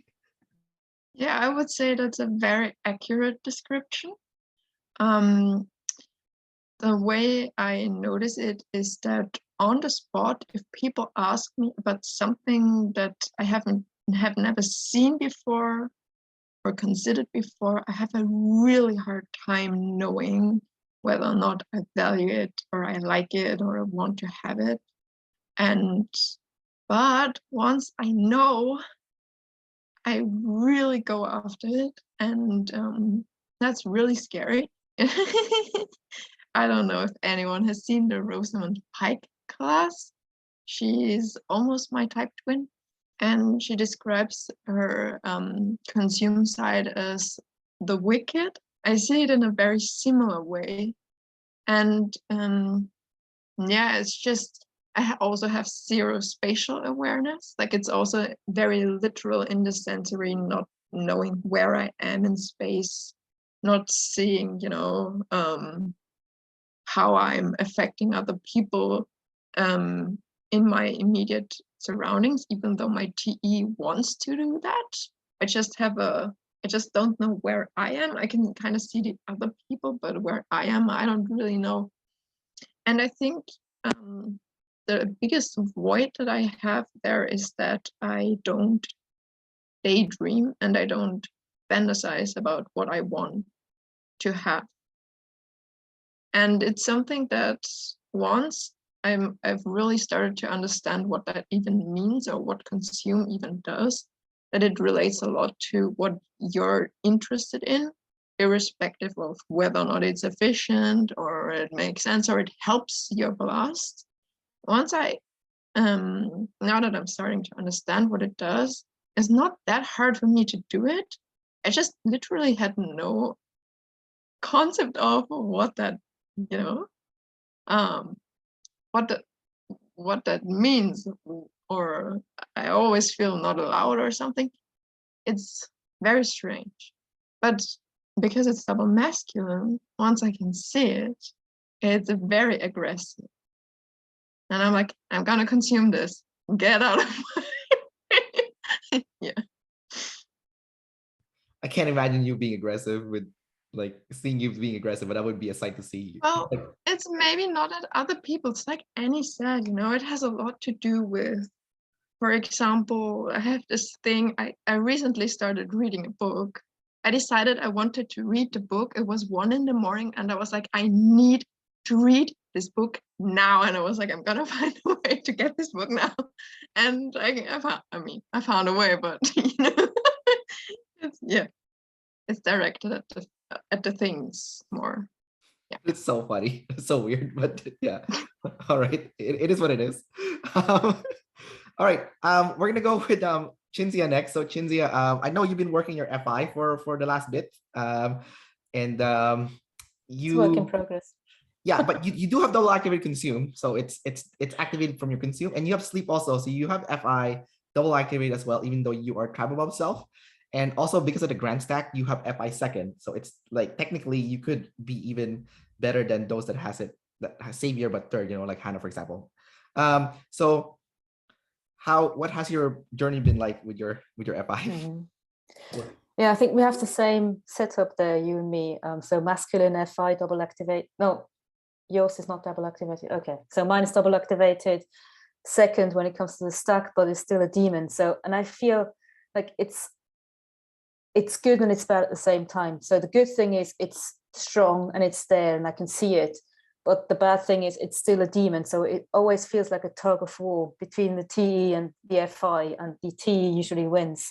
So when I was thinking about my FI, there were 2 things that came to mind. So the first thing being that it's a demon. So usually I try to suppress it. So unlike Annie, who said, well, I'm going to get it out. I have this safety valve to let my energy out. I would usually tend to suppress my feelings and deny them, really say, no, there's no problem. I don't feel bad. It's okay. And really this cauldron energy is really, really present, which then usually results in the FI eruption. So the rage and the quite archaic rage and going after people and really, going in for the kill. It's all I can, that's how I would probably describe it. It's really like the Hulk syndrome times 10, especially, and that's the second thing. So it's masculine. So it's very, I would say, very defiant. So it's not, because it's not a savior, I feel like the masculine FI saviors, to me, they feel like a rock. So they are very secure, but also calm. So they're calm, they know what they want, they have their values and they stand by them. And there's no drama because that's their savior.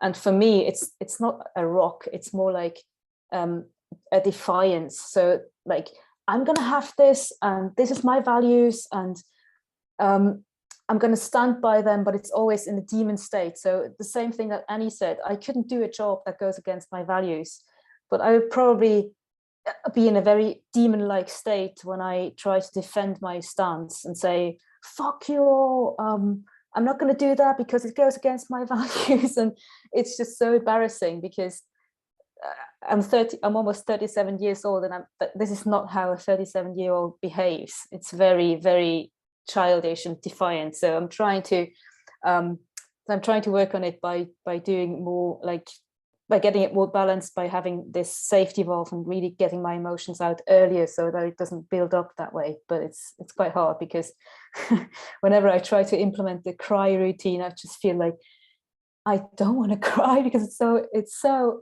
exhausting and just so much hassle, and I don't want to do it. And it's hard, but as I said, it's work in progress.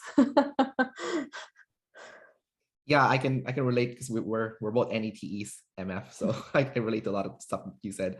The fuck you all part, that's an interesting one. for me, I don't really say that fuck you all, but for me, it's more like I do cut off people, and but like recently I made a new rule for me for like an FISI. For me, it's like, you know, that's a saying. It's like, if someone hurts you the first time, you know, shame on them. But if they hurt you the second time, shame on you. So that's on you, right? Because like you should have learned your lesson the first time. So I think that for me is like kind of what I've been working on recently, where like someone did hurt me recently emotionally, and I'm like, you know what? Can't blame them. It's on me. I'm the idiot play first that wants to connect with people, and I got burned. You know, so maybe I shouldn't be so eager to connect with others, because otherwise I'm going to get burned. You know, I have to really look at the SI track record with my relationship with that person and see what it hasn't been like. And if I'm getting burned more than I'm being happy, this is not a good relationship to be engaging in. And, you know, don't touch the boiling pot, right? Even though it looks like a tempting boiling and sometimes pot. it's also the fault of TE, because sometimes I feel like I'm doing things for other people because I feel obligated to do it, instead of really asking myself, do I want to do this? And then I feel resentful when nothing comes back, because I do all these things for them and nothing comes back. And that's also my fault, because obviously, well, I didn't have to do it in the first place. Right. So yeah, that's the same. It goes in the same direction, doesn't it? Yeah, like for me, like that feeling is kind of annoying, because you feel obligated to help others and like do stuff for other people even though they didn't ask. So like now what I do is like, I'll only do it once a year, just for Christmas. I'll do something nice, and the other time I don't need to do anything. I'm not obligated to. For the people who are, you know, like I call them, do it because you want to and not expect anything in return. Oh, sometimes I don't want to, but it's Christmas, so okay, whatever. It's once a year. It's Christmas. It's fine. I can. Like you should still try to, in my opinion, it's still good to connect with others, especially if it's family. I'm talking more about family here, because like with family, it's a little bit of a tricky situation, because you can't really get rid of them, right? They're family. You're kind of stuck with them, but there's like a bare minimum that you have to do. And for me, that's like Christmas, like once a year. But I mean, yeah, that's taking responsibility from your end, saying this is my value. I want to connect with them, and I'm connecting with them. And if nothing comes back in return, I'm still fine, because that's what I wanted to do. You wanted to connect with them, and then it's yeah, exactly. Really nice. And exactly. And Christmas is also good. It's like the day that, you know, most people would do something nice for others anyway. So it's like, okay, fine. It's like, you know. Anyhow, let's move on to the next person. So we have Heather and Nina. You're both ESTJs here. You both have FI at the bottom. Let's go with Nina first, because Nina actually has double activated FI. So Nina lives in a very funky world here, because, you know, Nina, you're like scared to use your FI, but you're seeing your FI all day, and it's also masculine and it's double activated. So, and I see, you know, I think it's actually cool. Like you have a lot of self-expression, which I really think is cool for, you know, for ESTJ. You know, it's like, you know, like you color your hair and stuff, and like I think that's like super cool. So can you talk about like FI being double activated, having it at the bottom, but still wanting to express yourself, but you're scared to do it? You know, it's like a weird paradox. I have my safe zones for sure. There are places in my FI where I'm pretty comfortable. Like I'm comfortable coloring my hair. I feel very strongly connected to my identity as a queer person. And those are places where it's kind of like, you can't touch me. Like I'll do what I want with my hair. And I don't know, like homophobes, transphobes don't like bother me like personally, you know. And my masculine FI is just like, fuck you all. Sorry if you need to censor that. But most places are not safe. God, FI is the bane of my existence. Because I am looking at it all the time, and I'm obligated to it in a sense, but I am so scared of negativity. It's just, anytime I'm in a negative emotion, I'm doing everything I can to get out of it. And what I used to do when I was younger, is go outwards, go into play mode and try to get people to like either inadvertently or just directly fix my problems for me. Like I'm having this problem and it's like they're like, oh, that sucks, and I'm like, help me, TE, help me, God. And they're like, I can't. I mean, it's not usually how the conversation goes, but it's like I'm expecting them to help and they can't do anything because generally people can't do anything in those types of situations, especially when I'm coming to them with problems like I'm super depressed, I feel like no one loves me, and I'm having a breakdown every day. It's like they can't do anything about that. That's not their problem. And I'm like expecting them to fix my bad FI for me. Nowadays, I have, once I realized, how toxic that was, I started internalizing it, which is better for other people. Still not great for me, but I don't know. It feels better because it's at least more in line with my values. Like I don't want to be a toxic person. I don't want to be blaming people all the time. So at the same time, it's like I do put a lot of blame on myself, but it feels like a step up still. When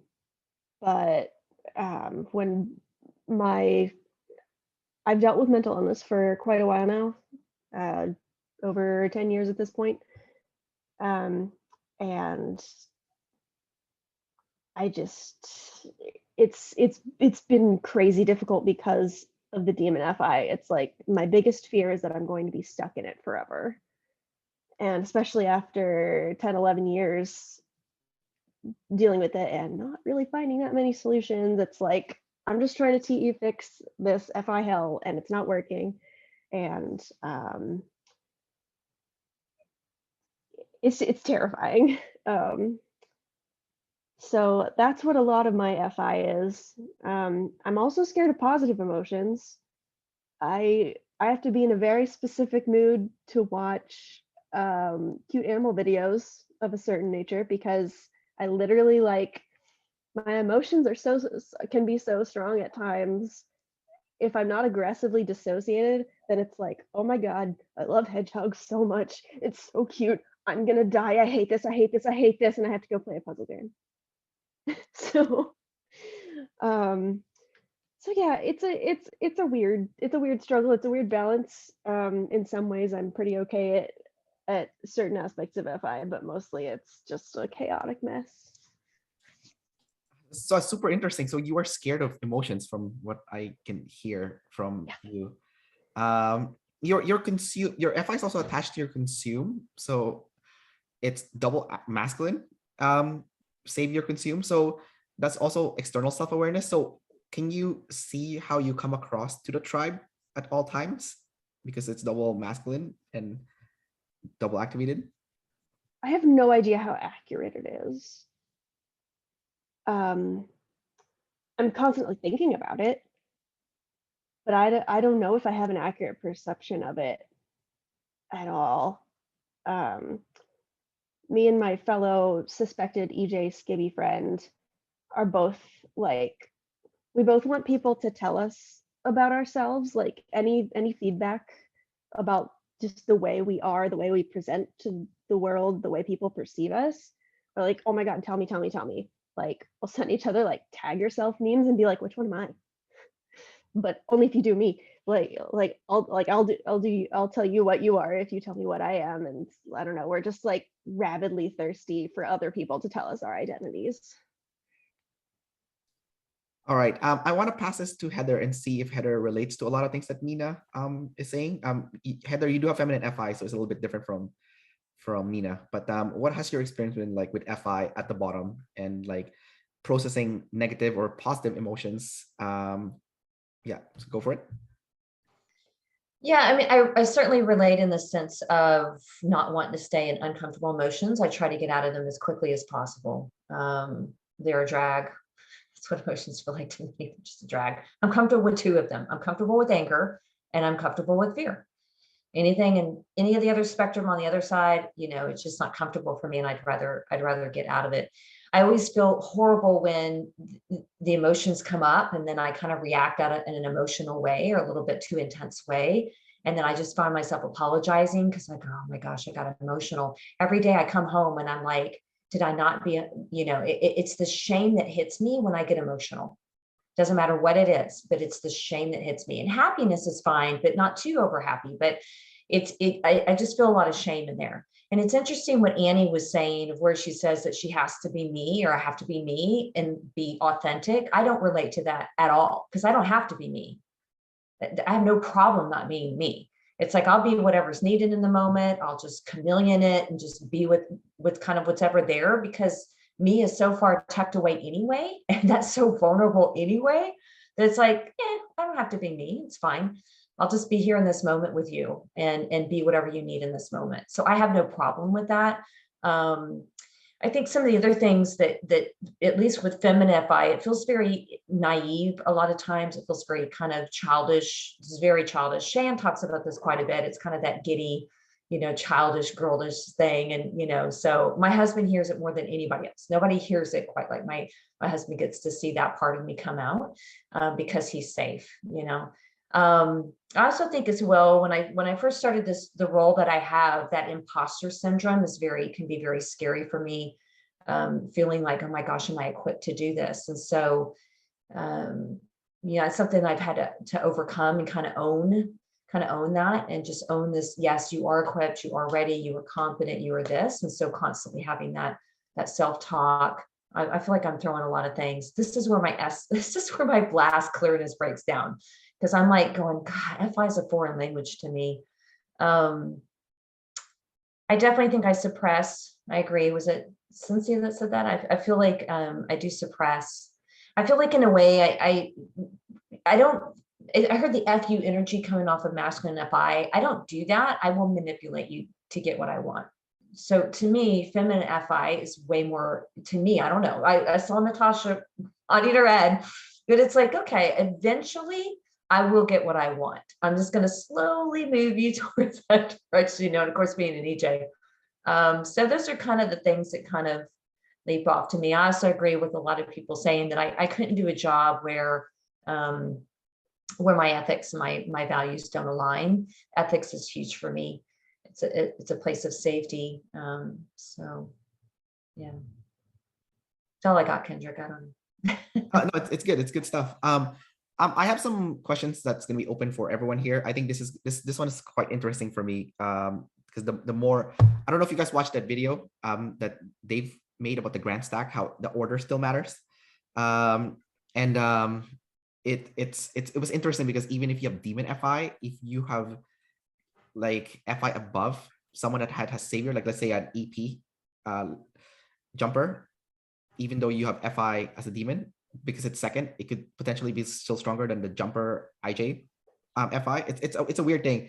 And I like even with my other interviews, like with the TI people, like Joyce, for example, the INFJ girl, she said that her TI doesn't feel that confident also because it's third, right? So it's like so I want to bring that up. So my first question to everyone is with the FI, you guys can take it however you want, but the first one is how confident are you at knowing who you are and your emotions? Part of the question I have with that too is also the order of your function stack, because with the ISTJ, for example, like Hannah, she has SI over FI, right? So the SI of the sleep would be stronger than the FI. And also with the ESTJ, the SI is also higher than the FI. So when I watch a lot of the people that they use in the class that are like really fit, a lot of them are ESTJs, like Ed Milet and that other dude, the primal blueprint guy, what's his name? I forgot his name. Mark Sison. Mark Sison. Yeah, exactly. The blast last ESTJ, and they're super fit and stuff. So it sounds like when it comes to using your SF sleep, your SIFI, it there's like two layers to it. The people that has FI SI in that order, like FI is above the SI. It seems like you are those types are better when it comes to the emotional side of things, like processing the feelings, the emotion, as opposed to like the physical routine of making yourself feel good. Well, the SI, it seems like you guys are better at like, okay, I'm tired, I need to go to bed at this time. I need to work out, I need to eat healthy. So the physical routine to make yourself feel good is so much easier than the emotional processing. But for the FISI, it's like emotional processing trumps the routine for your health. So I don't know if you guys can relate with that sentiment, but for me personally, I struggle with the health routine more than the emotional processing routine. I feel like my emotional processing routine is actually quite good. And I got my validation cookie from Dave and Shan. They're like, holy shit, you can use your FISI, but like only for this part, only for the emotional part. Like you definitely need to do it more for like the coolness factor, and also for the health part, right? So I'm like, yeah, the health part, it's so hard for me, So what about you guys? How do you guys see it personally with your FISI or SIFI, emotional and physical health routine? So does anyone want to jump on this first? Annie. Yeah, and so I would be FI above SI. So I have no routine for processing emotion. I process it in the moment. I can't relate to this cry routine thing. I don't need to do that, because if I feel sad, I cry and I process. And I'm also sort of like listening, and like the sadness is telling me something. So I'm probably sleep processing, like, okay, what is the story, or what can I learn from this sort of thing, but also processing. And so for me, the routine for health, like practical, that's more like a life discovery thing. Like I get, really like geek out about it. Like, oh, habits are so cool. You guys, you don't even know, if you go to bed at the same time every night, it's like so cool, because I think it was a life discovery. I started exercising when I was 37 and now I'm 45. So I was not exercising with any sort of like commitment or consistency until I was 37. And now it's like, I will, shout it from the mountaintops. And I hear this question a lot. What if you stood in front of a crowd and spoke about one topic for, 1 hour with no notes? Habits and self-discipline. That's what I love it. Yeah. So, but more of a discovery thing. Like you can tell, I guess someone really like good at OP would be like, this is a demon, because she's too excited about this, she's too geeky about this habit and self-discipline stuff. Yeah. I relate a lot to what she's saying. So obviously my emotional processing is not on point as Annie's, but I feel like the emotions is something I can work through by myself, whereas the routine, I had to actually put some outside pressure on myself to really nail this. So for example, with the exercise, as I said, I train 4 times a week, but I also have an outside pressure point, which is I compete. So obviously I have to do the routine, I have to train, and I have a coach. And if I don't, he holds me accountable. So I feel like with the SI, I had to get outside help and an outside schedule and an outside pressure point, whereas the FI, I could do by myself, or try to do by myself. So Cinzia, you outsourced the SI, which is good. I didn't outsource it. I just outsourced. I put some accountability on myself by hiring a coach and actually signing up for competitions. And if you fail at competitions, it's just really embarrassing. So, which puts the pressure on me to train. Yeah, I actually had a little bit of discovery too with actually getting into habit, because I really wasn't very much into habits until probably my late 30s, if not early 40s. And I made a New Year's resolution, started getting up early. And once I got my circadian rhythm into the right sync and started consistently, then all of a sudden it became a habit. And then I was doing it consistently. But I will tell you that, yeah, I'm not going to go process my emotions first. So like, just, I'm getting into those years of menopause and all of that. So I'm dealing with all those crazy hormones. And at one point my hormones just went off the wall, and like I was having full-blown panic attacks. I mean, I was just losing my mind. I didn't process those emotions. I'm like, okay, what vitamins, what minerals, what food, what this, what that. Like I'm thinking all of the material logistically, okay, I need to sleep. Let me cut down my caffeine. Let me do this. You know, so I'm thinking in the material world, what can I do so that because my brain just thinks that way, to get rid of whatever these stupid emotions are. So I stop feeling like this, you know, and sure enough, a lot of it was because my hormones were out of whack. It wasn't something that was in my norm, but yeah, I'm going to run to routine and other stuff first rather than, yeah, totally do that. That is so interesting, like how you're using the SI to fix the FI. I also with something that Annie said earlier about you know, when she is feeling something, she just does it in the moment.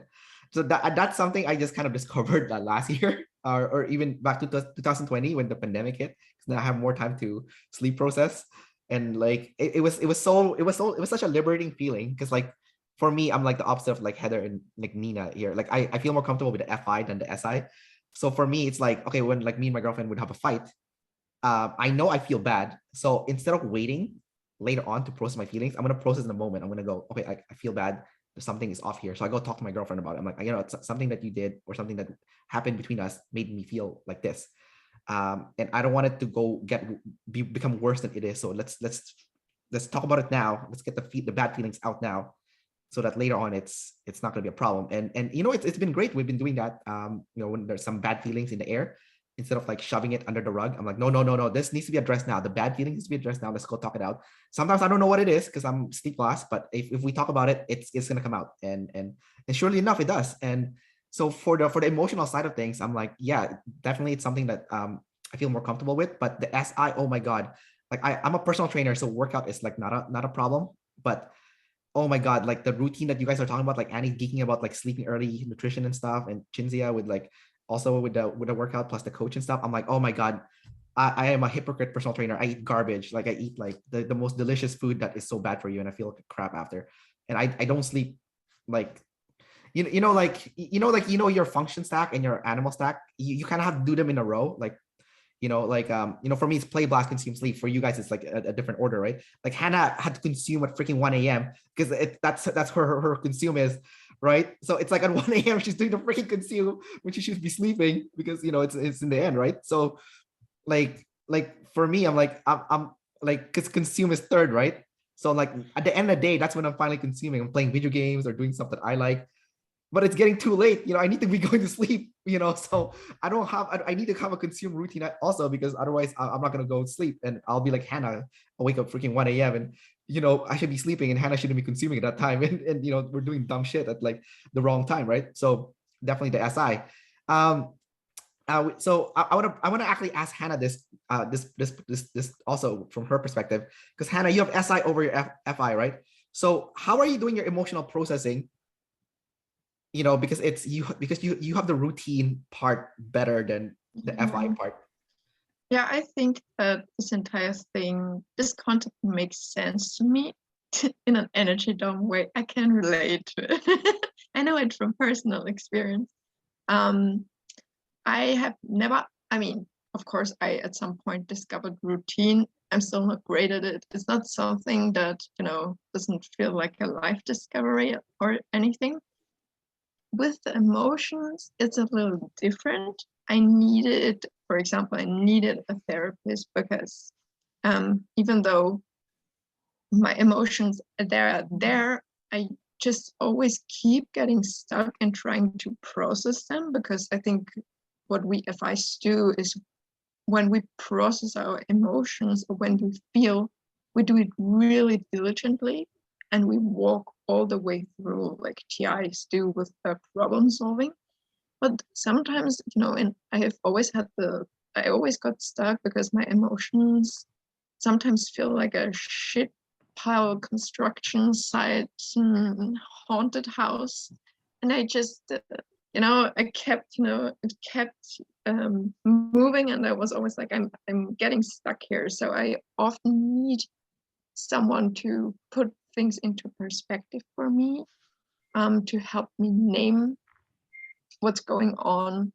And also because it's so introverted, the sleep, I often need someone to tell me this is normal, this is common for people like this, because otherwise I just tend to overcomplicate it. So when I process an emotion alone, and it's very hard, I'm not scared to process pain. Pain feels really familiar. I can relate a bit to what Nina said in terms of happy emotions are sometimes scarier because they really fire up my NE of, oh, you're happy? Well, not for long because this is going to go wrong. So I totally understand that. I don't have really a problem with feeling negative emotions, but I need some kind of physical routine or space to allow them to come out. So what I do, this is a bit silly, is I get a coffee at the bakery, I get a big cappuccino, and I go for a walk and I cry. But it's like this entire crying thing isn't easy for me. Sometimes it feels really uncontrolled. Sometimes I don't cry at all for a long time, and sometimes I cry all the time, you know. It doesn't feel like the entire feeling thing doesn't feel as easy, and it really comforts me to have some kind of SI that I can use to work through it, or have someone else to, you know, help me. yeah. I noticed that you are doing something similar to Heather, where you're using the thing to fix the FI. Exactly. Yeah. Have a little. It's not an act. It kind of is a tool, you know, a tool for working through the emotions, or a space maybe where it's okay. Yeah. But I also noticed you're still a double decider, so you do want to confront the feeling still directly. Yes, I want to confront them directly because they really bother me. They just sit there and I'm like, I can't live like this. This doesn't happen. There's also a very strong urge to run towards the pain for some reason, because I feel confident that when I go into the pain, that I'm going to be able to deal with it. And I also kind of think it doesn't have to be there. And I'm also curious about my pain. I'm like, okay, there's pain. Interesting. Why is it there? What are the layers to this pain? What is it gonna do if I look at it, you know? But not all emotions are comfortable for me. Like pain and sadness are. Happiness and fear are really uncomfortable sometimes. Yeah. So I am less confident with these emotions. Yeah, it sounds like it sounds like I don't know if you guys read Brene Brown's work. I think she's the master of SF sleep. She is definitely the master of SF sleep. Like if you want to know SF sleep, I think you need to read her book, like The Gifts of Imperfection and Daring Greatly. Those are like amazing. And her audiobook is even better because she's such a good speaker. But I noticed with the IJs, like the ISTJ, you guys have foreboding joy. Like you can't be too happy because something bad is gonna happen right around the corner. Yeah. You know? And Nina has a little bit of that too. Like, you can't be too happy. But I think Nina gets overloaded with emotions in general. It's a little bit like. Well, I actually wanted to add that I didn't fully describe that. I am afraid it's like this. It becomes like bittersweet or melancholy when it gets too positive, because it's like I'm afraid of the happiness being tarnished. It's like back to the animal videos. It's like this hedgehog could die and I would be so sad, which like sounds ridiculous, and I phrased it in a silly way, but like I don't know, it's very real. That makes a lot of sense to me too. It's almost like this beautiful thing existed, but it's fair time. Yeah, it's like by nature of existing, it's going to stop existing, and that's terrifying. So sad. Terrifying. Yeah. Yeah, I noticed that the jumper INTJs do this too. Like when my girlfriend, like she'll tell me, it's like, oh, I really want a dog. The dog is so cute. But I don't even know I'm gonna handle it when the dog dies. Like I don't even know how I'm gonna live. And I'm like, where did that come from? Like, where do you start talking about how much you love the dog, and then now you're talking about the dog dying? I'm like, what the hell, you know? Like, so it's definitely weird with the IJ. Like, you guys are weird about the happiness. Okay, guys. So we're gonna wrap the interview pretty soon, but I want to have this a final open space before we go. So you guys, so the cool thing about this panel is you guys can learn from each other. So you guys, your superpowers is someone else's weakness, and your weakness is someone else's superpower. So now's your chance. If you have like whatever you want to learn, you want to learn how to blast, how to use sleep, consume, whatever, play. Hey, someone has your strength here. So what do you want to learn about something that you suck at that someone else here in this panel is good at? And like, what do you want to learn like from them? So anyone want to take this first? Because like this panel kind of interview doesn't happen often. So yeah, go ahead, Hannah. Annie, I love your info dominance. I think you have a great setup. It's the kind of setup that I thought that I maybe had, for some time. And I'm really interested in how you switch between your consume and sleep. Oh, yeah, that's a good question, because for me, it feels simultaneous. It's so fast. Even when I'm consuming, like listening to an audiobook, it's like the sleep is like a beat behind that I'm assimilating and relating to everything else I've ever learned and reminds me of and all this stuff, but still somehow not losing my concentration on what I'm listening to. Because I listen to so much audio, my listening is very, very deep. And when I'm talking to other people, the listening's very deep, and I'm almost immediately reading in between the lines. And I think, really comprehending what the person means by what they're saying. It feels simultaneous. That's all I can really say about it. That would be wonderful. NF is just amazing to me. Being able to read between the lines and not just see what's right in front of you is just so difficult for me to be able to do. So yeah. Does anyone have any questions about something you suck at and you want to learn from others? I would love to hear about discipline from someone who struggles with discipline. It's like all the EPs here. Well, and he's like, I know discipline, but I don't struggle with discipline. I definitely struggle with it, but I mean, when it comes to SI, as I said, I just applied outside pressure. So like, as they say in Shannon Dave's classes, have some objective goals. And my objective goal is I want to compete once a year, and I sign up and I pay money for the coach. And this is the thing that puts pressure on me, because I think I'm leveraging my DE there, because I cannot let my coach down. And so this is what drives me and motivates me to actually train 4 times a week and send him my videos, because if I didn't, then I think he would be disappointed in me, even though obviously I pay him. So whatever I do should be fine. But I think leveraging your saviors in order to get your demons is the way to go sometimes. In my case, it's the demons. So same way Cinzia mentioned using the tribe, an external factor, or the money she paid. For me, it's fear of disappointing people in the tribe, especially because the tribe is masculine. So I'm afraid they're going to get angry at me if I don't follow through with some SI routines. So like actually a lot of the changes I made to my routines were because I was afraid of disappointing my partner. So I was like, okay, he would like me to work out more often, so I'm going to work out more often. He would like me to cook more often, so I'm going to cook more often. So it's always like the cider flavor to it. It needs to be someone who I care about in the tribe telling me I need to do something. Otherwise, I'll not really care. Yeah, and I'd like to say I wasn't always good at it, and I feel opposite from Natacha, that I get nothing from being accountable to people on the outside. It's all internal accountability.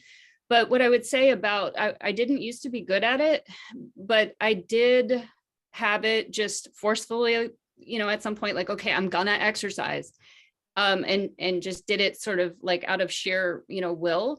And what switched me is that I noticed, wow, this is easier. It's like people who procrastinate, don't procrastinate for 30 days and notice how much easier your life is. And so I think that's what unlocked it for me. And then also this idea that motivation is not required. I don't need to feel motivated to do the habit. Sometimes I feel motivated and that feels great. It's like, I feel like I'm on fire. This feels really good. Other times I'm doing it because I said I would. And it just becomes, if you do it enough, you see so much value and there's so much freedom in that you just sort of get converted and you're like, okay, yeah, discipline's pretty cool. With the whole routine thing, I think it's very interesting because for me, I like to eat healthy food. I actually really like eating healthy food, but I don't want to make it because if I make it, I'm gonna judge myself. I'll be like, your healthy food sucks. Like you know, like, but if someone makes it, it's so dumb. Like this is how dumb it is. You know, like you can go to a grocery store and they have those pre-made salad already. If I personally put the salad in a bowl and I eat it, it tastes bad. But if someone else take the same plastic bag of salad and puts it in a bowl and gives it to me, it tastes better. So I know it doesn't make any sense, but it makes sense. Sandwiches are always better if somebody else makes it. Yeah, but it's the same plastic bag of salad, you know. And like I think just kind of answer a little bit, Nina, what kind of helped me just to answer that question, just practically speaking, ST, is, I mean, TE likes a challenge. So I think finding something that pushes you a little bit as far as a challenge goes, just kind of rising up to that challenge can be helpful. And then variety, finding something you really enjoy and then putting variety in it, because, you know, I get bored really easy. And so if that's part of, so for me, it's I like the discipline, but I still have to have variety within it. So if it gets too routine, I just shake it up a little bit, but you know, that helps for me. As a fellow blast. What's that? Could you give an ST example of what changing it up looks like for you? So like, for instance, I love weightlifting, so I consistently weightlift, but I'll go find somebody else's routine that's completely different that I've never done before, just so it's different. So I'm still weightlifting. I'm still doing something I enjoy, but how can I do it differently? You know, or instead of doing cardio, it's like, you know what, I'm going to go walk and listen to a podcast a day. So I'm still being active and moving. I just have different things so I don't get bored out of my mind with it. And I was going to say, just as a fellow blast, just don't overthink it, just do it. Because I feel like one of the recent videos, Shan mentioned that you always think that your problems come from your last function, but it's actually from your last animal. And I resonate so much with that because I always if I'm in blame mode, I always blame not the SI controlling me, but in reality, it's usually because I haven't got started early enough to meet the deadline, for example. And so that's a last problem, just overthinking it and not getting started. And can I do the discipline routine? Can't I? Is it too hard? And usually if you just get started and just do it, you realize that it's actually not that difficult and you can actually do it. So that's what really helped me as well. Switching off my brain and just doing it. It's MacGyver it. Use the duct tape. Just MacGyver it. Yeah. All right, guys. Thank you all for coming out and doing this panel interview and getting a chance to share more about your stories and also teaching fellow people in your quadra that's something that they're not good at and maybe giving them tips on how to improve. That's ultimately what we want to do here is self-improvement because we all want to do better. So thanks again, guys, for coming out and sharing your stories and yeah, just being yourself. Thank you. Thank you. Bye bye. Have a good having day. us. Bye. Take care, guys. Bye. Thanks for the interview.